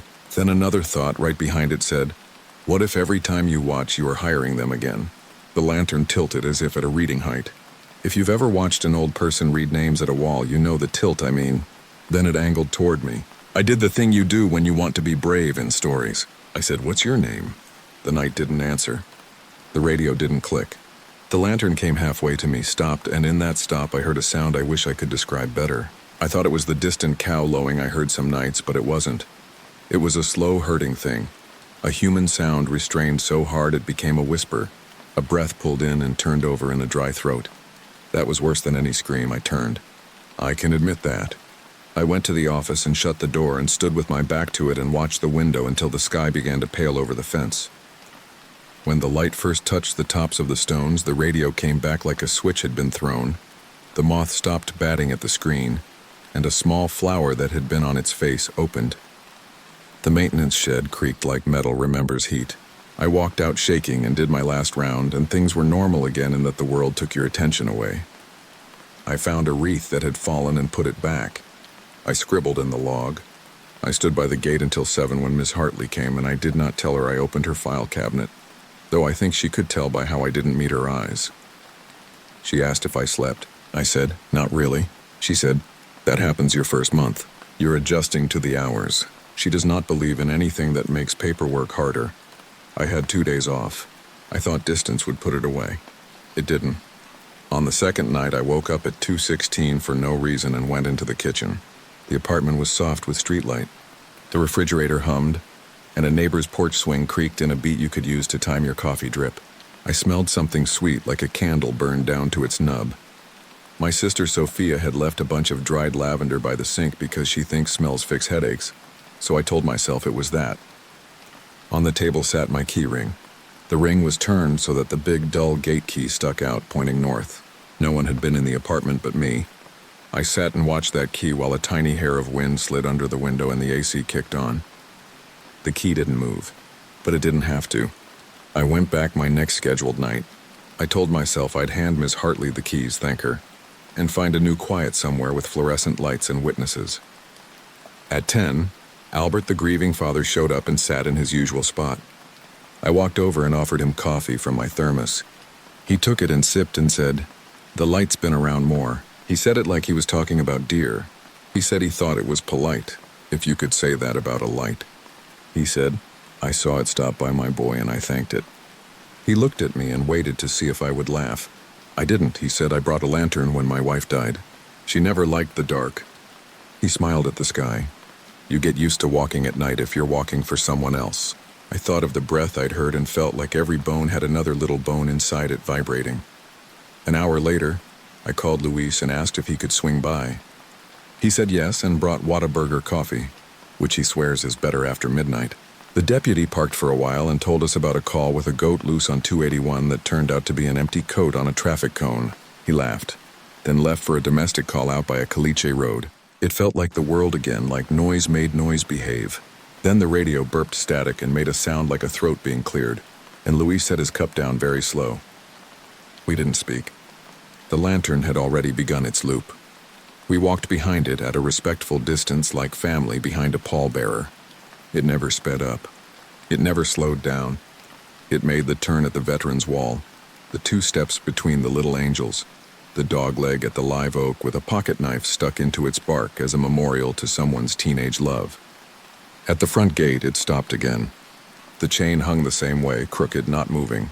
Luis whispered, "Don't." I said, "I know." The lantern dipped toward the latch, rose, and stood still. The radio went dead clean. Luis put his hand on my arm, and it felt like a human weight, thank God. When the light turned and headed back into the rows, we stood our ground. I don't know who we were protecting. Maybe no one. We followed until the light paused near the bare stone for the infant from 1937, and then near a sunken rectangle of earth with no marker at all. I've seen those spots my whole life and never known what's under them. The lantern stayed there longer than anywhere else. Luis whispered, "It's there, isn't it?" I said, "What?" He said the name. He pointed down at the dirt like he could see through. I felt a pressure in the air then, as if the ground itself took a breath. Everything around me was so normal it felt like a joke. The smell of dirt, the tiny tick noise from a metal tag on a wreath wire tapping a stone, the electric line hum like a far bee. The light shifted up and somehow it seemed to look at us. It is ridiculous to write that, but that is the feeling I will die remembering. It regarded us, Luis whispered, "Thank you." It sounded dumb and perfect at once. The light tilted minutely, then straightened, then went on. It finished the rest of the loop unhurried. Before daybreak, when the sky is a bruised gray and the world hasn't decided on a color, the lantern moved toward the back fence and then didn't. It didn't vanish like magic. It simply faded the way heat fades from a stovetop when you turn the dial. The glow still there but duller and then not at all. And what was left was a space where the person was supposed to be. The smell lifted. The insects tuned back in. I realized I had been holding my breath and that the top of my mouth hurt from pressing my tongue there. We stood dumb, 2 men who had nothing useful to say. The sun was a promise behind the cedar line. Luis wiped his hands on his jeans and said, "We should tell Ms. Hartley about the file cabinet." I didn't answer. What I thought was that the lantern hadn't asked for help out. It had paused to see if we would offer, but it went back to work even when we didn't. Some part of my brain, the part that loves a task list, respected that too much. It made my eyes sting. I could feel the shape of a person's life in the way a route never changes. When I finally quit a week later, I tried to leave quietly. I told Ms. Hartley my hours at my other job picked up. She nodded and thanked me and gave me a tin of cookies her church ladies were selling. Luis said he'd pick up the shifts until she found someone, and he meant it. On my last night, the light didn't come. I did the last round alone and felt both relieved and abandoned. I stood at the gate after dawn and listened to the traffic on 473 as people went about their mornings. An old F-150 rattled over the cattle guard, and a man I didn't know gave me a lift of his fingers from the steering wheel, and I gave one back the way people do. I sleep worse now, but not because I'm scared every second. The fear comes in waves and eases in strange places like grocery store aisles, where the hum of refrigeration is the note underneath everything, and the overhead lights make little halos on tile. Sometimes I wake up at 12:16 and the room is warm like someone just stepped out of it. Sometimes there's a thin line of soot on my front windowsill that I can tell myself is just the highway grime that settles on everything. Once I left the broom by my door leaning against the left jamb, and the next morning it leaned against the right. That could be my sister borrowing it while I slept. She swears it wasn't. I don't push. We all have different levels of how much we want to know. I drove by Live Oak Rest last week just after sunset. I didn't turn in. I slowed enough that the cattle guard didn't clatter. The chain was set with one extra twist through the latch. Someone had left a small camping lantern on the maintenance shed step, battery dead, polite as a gift. The grass looked newly cut. The ceramic angel by Elma's stone had been glued where it cracked. The sky had that soft bowl shape it gets in October, and the air smelled like dust that remembers rain. There were people alive inside their houses and a deer on the shoulder of the road, frozen in that stupid noble way deer do before they bolt. I rolled the window down to let the cool spill over my arm. In my rear view, the first stars were coming on. On my kitchen table, a couple days later, I found the old metal ring with 3 keys, the one Ms. Hartley gave me on my first day. I had turned it in. I know I did, but there it sat, soundless and ordinary. The big gate key pointed north again. I don't live north of the cemetery. The back of my neck prickled and then calmed. You can make yourself feel crazy if you let small things stack. I picked the ring up and set it in a drawer. Then later I moved it to another. And later I put it on the windowsill where it could be a normal part of the room and not a secret. It didn't move again. I'm not saying it did. I'm saying when the wind shifts at night and catches the edge of the weather stripping under my door, there's a sound like a chain vibrating and then going still. I'm saying some nights in that hollow just before morning I smell a sweet smoke in my radio. Yes, I keep one on in the kitchen now. Clicks to silence as if someone pressed the button to listen. On those nights I hear the soft catch of a throat clearing in the next room. Patient, professional, as if someone is about to ask me if I need help. I think about saying yes. I think about unlatching the gate. I picture the lantern pausing to regard me from the driveway. I picture nothing at all. Most mornings the city noise starts and the spell breaks and the day comes on like a mercy. But some things finish their route before sunrise. Some jobs don't end just because your shift does. If you ever find yourself out near the Live Oaks by FM 473 after midnight, if you park and turn off your engine and sit very still and smell something that isn't the exhaust or the cedar or the grass, don't be a hero. Don't unlatch anything. If you see a warm light moving the way a hand moves when it's holding something it's held 1,000 times, let it finish. Whatever you believe, some people are still working, and some of us are still listening for footsteps on gravel, counting not numbers but the spaces between them, waiting for the day to start, not sure if we're grateful or sorry when it does.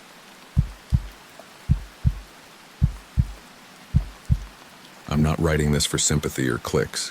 I'm writing it because for the first time since I started as a grounds worker on the island, I'm scared to walk through the cemetery in daylight. If you think that sounds dramatic, I get it. I used to be the guy rolling my eyes at ghost tours that clogged the sidewalks on Strand Street.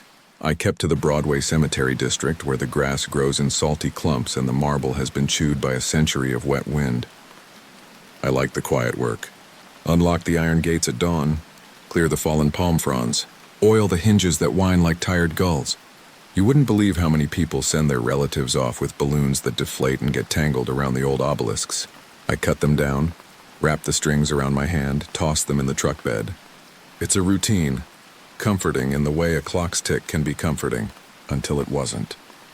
The 3 graves are to the west side of the district, 2 rows in from the fence with the gaps where the hurricane ate the iron.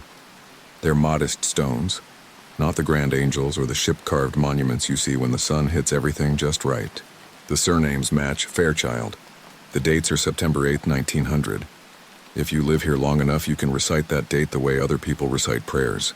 I carried a weed trimmer past them the first week I was hired and registered only that the stones were small, the kind you expect for children. I didn't think about them again until the flowers started showing up. It was July when I noticed. The heat was mean even at sunrise. I came through the Trinity Gate with my keys biting into my palm and the air thick with the smell of bay water and cut grass. The 3 Fairchild stones had bouquets laid at their bases, neat bundles of white roses with stems freshly clipped. The leaves were glossy and the cut edges were clean, not torn the way you get when someone yanks at them with dull scissors. There was dew on the petals. Nobody else was in the cemetery. I'd done the walk through. The gates were still chained when I got there and I hadn't heard a car. The roses weren't wrapped in plastic or tied with ribbon. Just 3 perfect bundles resting against the little markers, as if placed there by the same careful hand. I mentioned it to Serena over lunch because Serena notices the same kinds of things I do. She's been working the grounds longer than I have. Thick forearms, sunburned neckline. The kind of person who makes a joke while she lifts an entire bag of wet mulch. She shrugged and said maybe a family member had a key. That happens more than people think. A lot of folks with old names on this island have old keys too. When I told her the names and dates, she stopped chewing. "The storm," she said. "A lot of families never found their people. Cenotaphs all over." She waved her hand in a loose circle to indicate everything around us. Could still be someone who remembers the story. Old men live a long time around here. The next morning the roses were there again. Same white, same clean cuts. I ran my fingers over the petals and they felt cold. Not hot from the sun. The stems left green smudges on my skin. I looked around for signs of someone climbing the fence, but the sandy strip by the chain link was clean, except for my own footprints and a cat's. The gate locks were as I'd left them. I told myself a florist was delivering before dawn, someone with permission I didn't know about. I left a note tucked under the middle stone with my name and the office number, polite and boring, asking any visitor to check in so we could coordinate maintenance. When I came back with the bug sprayer, the note was gone. No scrap, no folded corner, no slug trail over the blank spot where it had been. That afternoon, a phone call came to the office, but it was for a burial in Evergreen. No florist, no family named Fairchild. I checked the log. We keep a log of who requests groundskeeping and when we see anything unusual, mostly for liability and nosy relatives. I wrote, 3 bouquets, white roses placed overnight. No contact. Serena read over my shoulder and underlined the note like she was daring the page to argue with her. The third morning, the roses were there again. I reached out without quite knowing why and smelled my fingers afterward. They smelled like laundry soap. Clean, a little sweet. I circled the area looking for wrappers, discarded stems, anything to prove someone had trimmed them on site. Nothing. Even the ants were avoiding them. I told myself it was nice, the kids deserve flowers and the island makes room for rituals we don't understand. That held until the 4th morning, when there were small footprints in the damp dirt between the stones. Bare feet, narrow, the toes splayed as if whoever it was had been balancing. Heel to toe, as children do to see how quiet they can be. I called Jonah, a friend of mine from high school who ended up a patrol officer. He's not a ghost guy either, but he likes puzzles, and the footprints were a puzzle. We stood in the first light with mosquitoes testing our ankles and the sound of a street sweeper a few blocks away, and we looked at those prints. Kid, he said, bending down to compare his hand. Small, could be 8 or 9. He traced one with a fingertip. No tread marks from shoes. No mud tracked beyond that square. He straightened and we both watched the gate even though we knew it was locked. He offered to swing by before dawn the next day and I didn't say no. He parked across the street in the kind of unmarked car that fools no one. I took the earlier patrol, looping with a flashlight even though it was already gray enough to see by. Serena showed up with coffee and we tried to act like this was normal. A cat cried from somewhere under a hedgerow. A city bus hissed at a stop. The wind from the bay felt like a damp towel. When I cut back toward the Fairchild stones, there was Jonah standing with his arms crossed and his mouth align. At the base of the 3 markers were 3 fresh bundles. Roses again, but today with sprigs of rosemary. Stems tied with something I didn't notice until I was close enough to feel foolish. The knots were made from our own grass, braided tight. The kind of tight a kid learns how to do because there's time to practice on hot afternoons. Jonah walked the perimeter and checked the cameras on the office and the poles. He watched the footage for that hour before dawn and paused it when a moth crawled across the lens like a white hand, then played it again. Nothing came through the gate. Nothing crossed the fence. Nothing moved in the space where the roses suddenly appeared. He looked at me with that face he reserves for drunk tourists who insist they weren't speeding. "You want me to write something?" he asked. I told him to humor me, and he did, noting the flowers, the lack of visible entry, and the child-sized footprints. When he finished, he tapped the notebook. "If this is a prank, it's a careful one." He tipped his chin at the stones. "You should look them up." I did. I went to the archives downtown on my day off and did the thing everyone on Galveston does at least once. I read about the storm until the words stopped being words and turned into a sort of gray roar in my head. The Fairchilds were a family with a shop that sold sugar and lamp oil. The parents were buried elsewhere. The children, 3, were lost in the flood that swept from the Gulf and through the city when the seawall was still a plan on paper. The record said memorial only. The bodies were never recovered. There was a yellowed photograph of the parents standing beside the stones. Their faces, the flat, stunned faces of people who haven't decided yet if it's true. The caption underneath had a line that stuck with me all day. Flowers supplied by the Sunday school class for the drowned. When I came in the next morning, it had rained in that quick way it rains here. A single finger of water trailing across the map while the sun keeps shining. The flowers were dry. Not just placed after the rain, but dry like they'd never been rained on at all. A few of the rosemary sprigs still had the little blue flowers, and when I pinched one, my fingers smelled like roasted chicken. I stood there with my hand against my mouth and felt the wrongness hum through everything like a low electrical buzz. Serena kept her distance like the triangle of bouquets was a dog she wasn't sure about. "Maybe someone's leaving them late at night," she offered, but her voice went up on the last word. I started looking for whoever was doing it. It's a big district, 7 cemeteries crammed together like cousins at Thanksgiving, and you can hide even in flat ground if you pick your line of sight. I sat in the grounds truck with the window cracked and listened to gulls and bells chiming the hour, and cars hurrying down Broadway like they had their own private emergencies. I watched old men with little dogs and women in bright sneakers, and a couple that came to argue every Wednesday afternoon beside a tomb too grand for their voices. Nobody went to the Fairchild Stones. Nobody slipped between markers with a florist's bundle. And still, every morning the flowers were there, always clean, always the same number, always arranged with the kind of care that makes you lower your voice without words passing between anyone. On day 10, a single bud from one bouquet had fallen onto the dirt, rolled an inch, and stopped. I picked it up and tucked it back under the stem. That night I woke to a knocking sound and froze, certain for the kind of half-second certainty that lives in the chest, not the brain, that someone was standing outside my bedroom window tapping the glass with a green stem. I lay there and counted between knocks. 7. Then nothing. Then 7 again. The next morning the bouquets were there, and a 7th rosemary sprig had been tucked into each. I didn't tell Serena about the knocking. I didn't tell Jonah either, because he would come over and sit on my porch with a flashlight and a thermos like we were 12 again, and I didn't want this to become a game you can win. There was a woman who came sometimes to cut dead, fronds from an old sago palm near the Episcopal section. She wore a black sun hat and gloves past her elbows.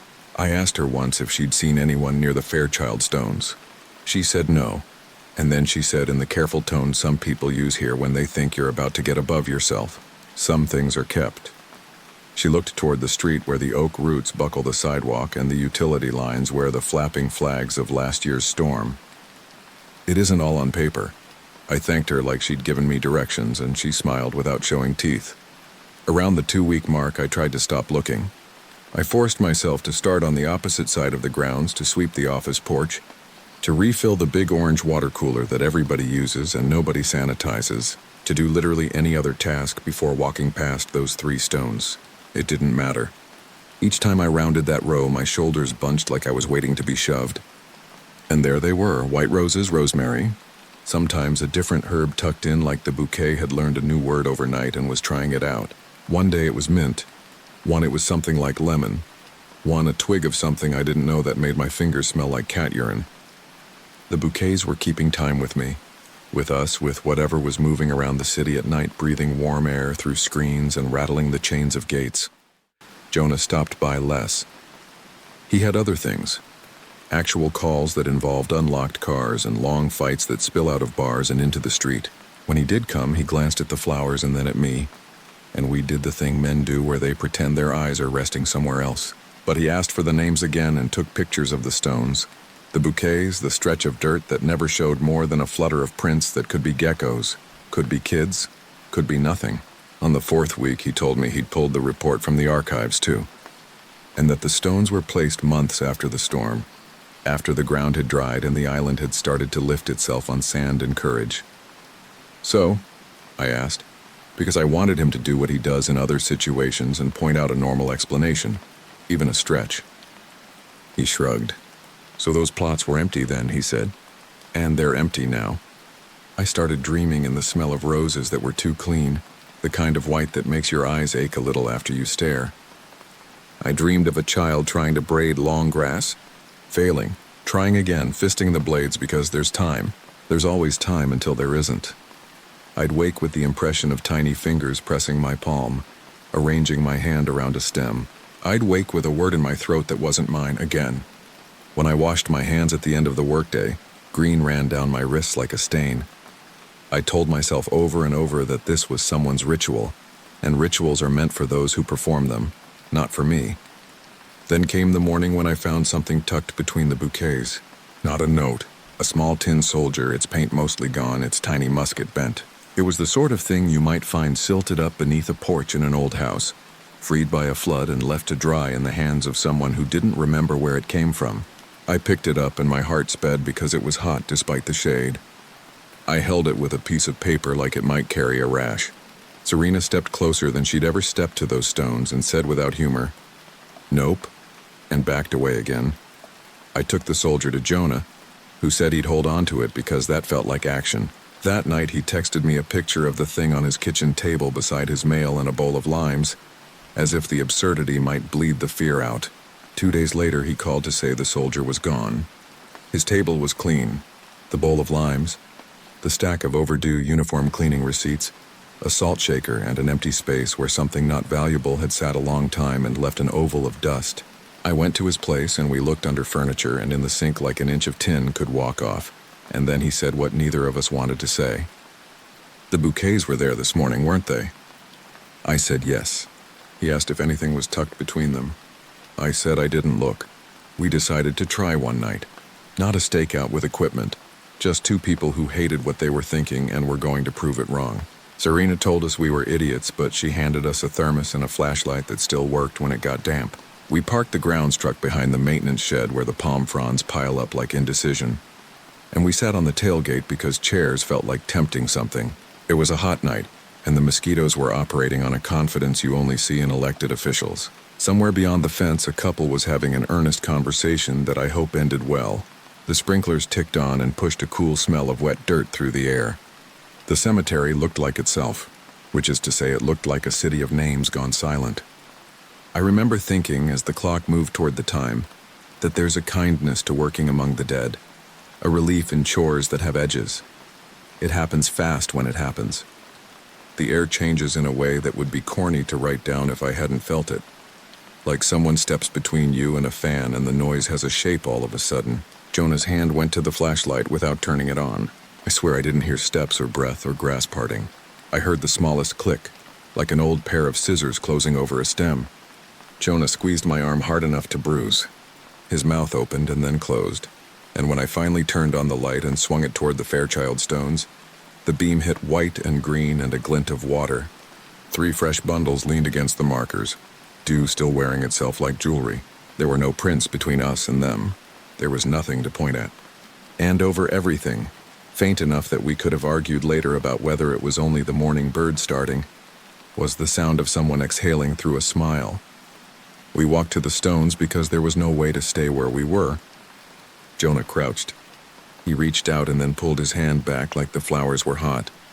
He told me to feel one, and when I did, I understood why. The stems were warm, not sun warm, skin warm, like a hand had held them, like a little child stands beside a grave and presses the bouquet against her chest until someone says, "Now." I looked around for a person to make this sane. The street beyond the fence was empty. The sky in the east was just starting to think about getting out of bed. The gates were still locked. Serena stood at the far end of the row watching us with her hands on her hips, and I couldn't tell if she was trying not to cry or trying to decide whether to mock us later. I didn't sleep well after that. If you've read this far and rolled your eyes, fine. But I didn't. The flowers kept coming. I started moving slower on purpose, as if speed had anything to do with this. I kept a set of keys in my pocket and clicked them together, because the sound made me feel like a person doing a job rather than a person being done to. I read the names on other stones on either side of the Fairchilds and said hello out loud, trying to make our side of the contract clear. You are gone. I am here. I am sweeping. I am paying attention. When a woman in a running visor asked me where to find a particular grave and I pointed and she put her hand on my arm to thank me, I flinched like she'd pressed the metal of a hot pan to my skin. There's a rule in places like ours that you don't dig without paperwork. It's a good rule. It keeps the living from rifling through the dead in search of proof they don't actually want. But sometimes storms knock over stones or the ground gives in a little and you end up seeing more than you intend. After a hard rain in late August, the Fairchild plot heaved just enough to crack the edge of the middle stone. We had to set it right so it wouldn't topple and break. We lifted it together, Serena and I, and the hollow sound under the base shouldn't have surprised me and still did. We set it back and neither of us said anything. Empty. It was a word like a small door. Open, but to what? I thought briefly and stupidly about taking one bouquet home. I pictured putting it on my kitchen table beside the cheap salt and cracked pepper grinders and staring at it until it did something. I didn't. I didn't because I used to believe in ownership and now I believe in loans. The city is on loan. The ground is on loan. Our names are on loan. Those flowers belong to whatever winds come off the Gulf carrying names we can say, but not keep. The last thing that happened is small, and if it were a movie, nobody would bother filming it. It's smaller even than the Tin Soldier, smaller than the Prince, smaller than the scissors sound that is probably some bird or some wire or some part of me that needed noise. I left work late 2 nights ago after a funeral ran long. Sundown, gates locked, the lights on Broadway in a row like buttons, the air sweet with cut grass and someone's cheap cologne. I turned to look back the way you do at places you spend your days because they look different in the dark. The Fairchild stones were a darker shape among dark shapes. I wasn't expecting to see anything. This is important, I wasn't expecting, but I saw the flash of white, 3 small pale smudges at ankle height, moving in a line that wasn't a straight line, weaving with the clumsy grace of children who can't quite stand the idea of walking single file. They crossed from the edge of the Fairchild plot to the big oak that drinks more than its share and back again. The first smudge stopped at the middle stone and lifted, and for a second there was no smudge at all, only the slight change in the way the air bent around a movement. I didn't unlock the gate. I didn't call Jonah. I stood there, with my mouth open like an idiot, and then I went home, and sat on my porch and listened to the bugs and the sound of a neighbor arguing gently into a phone, and the TVs glowing through curtains and the little noises houses make when they settle after a hot day. I fell asleep there, slack against the wall, and when I woke at dawn, there were 3 white petals stuck to the hem of my jeans, pressed flat as if someone had held them there with warm fingers while the night ran out. You can come to the Broadway cemetery and look for yourself. The stones are there. The bouquets will be there in the morning unless they finally decide they're done with whatever they think they're doing. If you do come, don't peel the petals to see if they smell like laundry soap. Don't tuck notes under the rocks. Don't stand too long on the small strip of ground where the little footprints used to be. The graves are empty in the way some promises are empty. That word won't keep you safe. Nothing in this story will. I used to think putting something on paper meant I could file it away and not look at it anymore. Now I think writing is just another way to set flowers down where everyone can see, and wait to find out who takes them, who brings them back, and who keeps count when we pretend not to.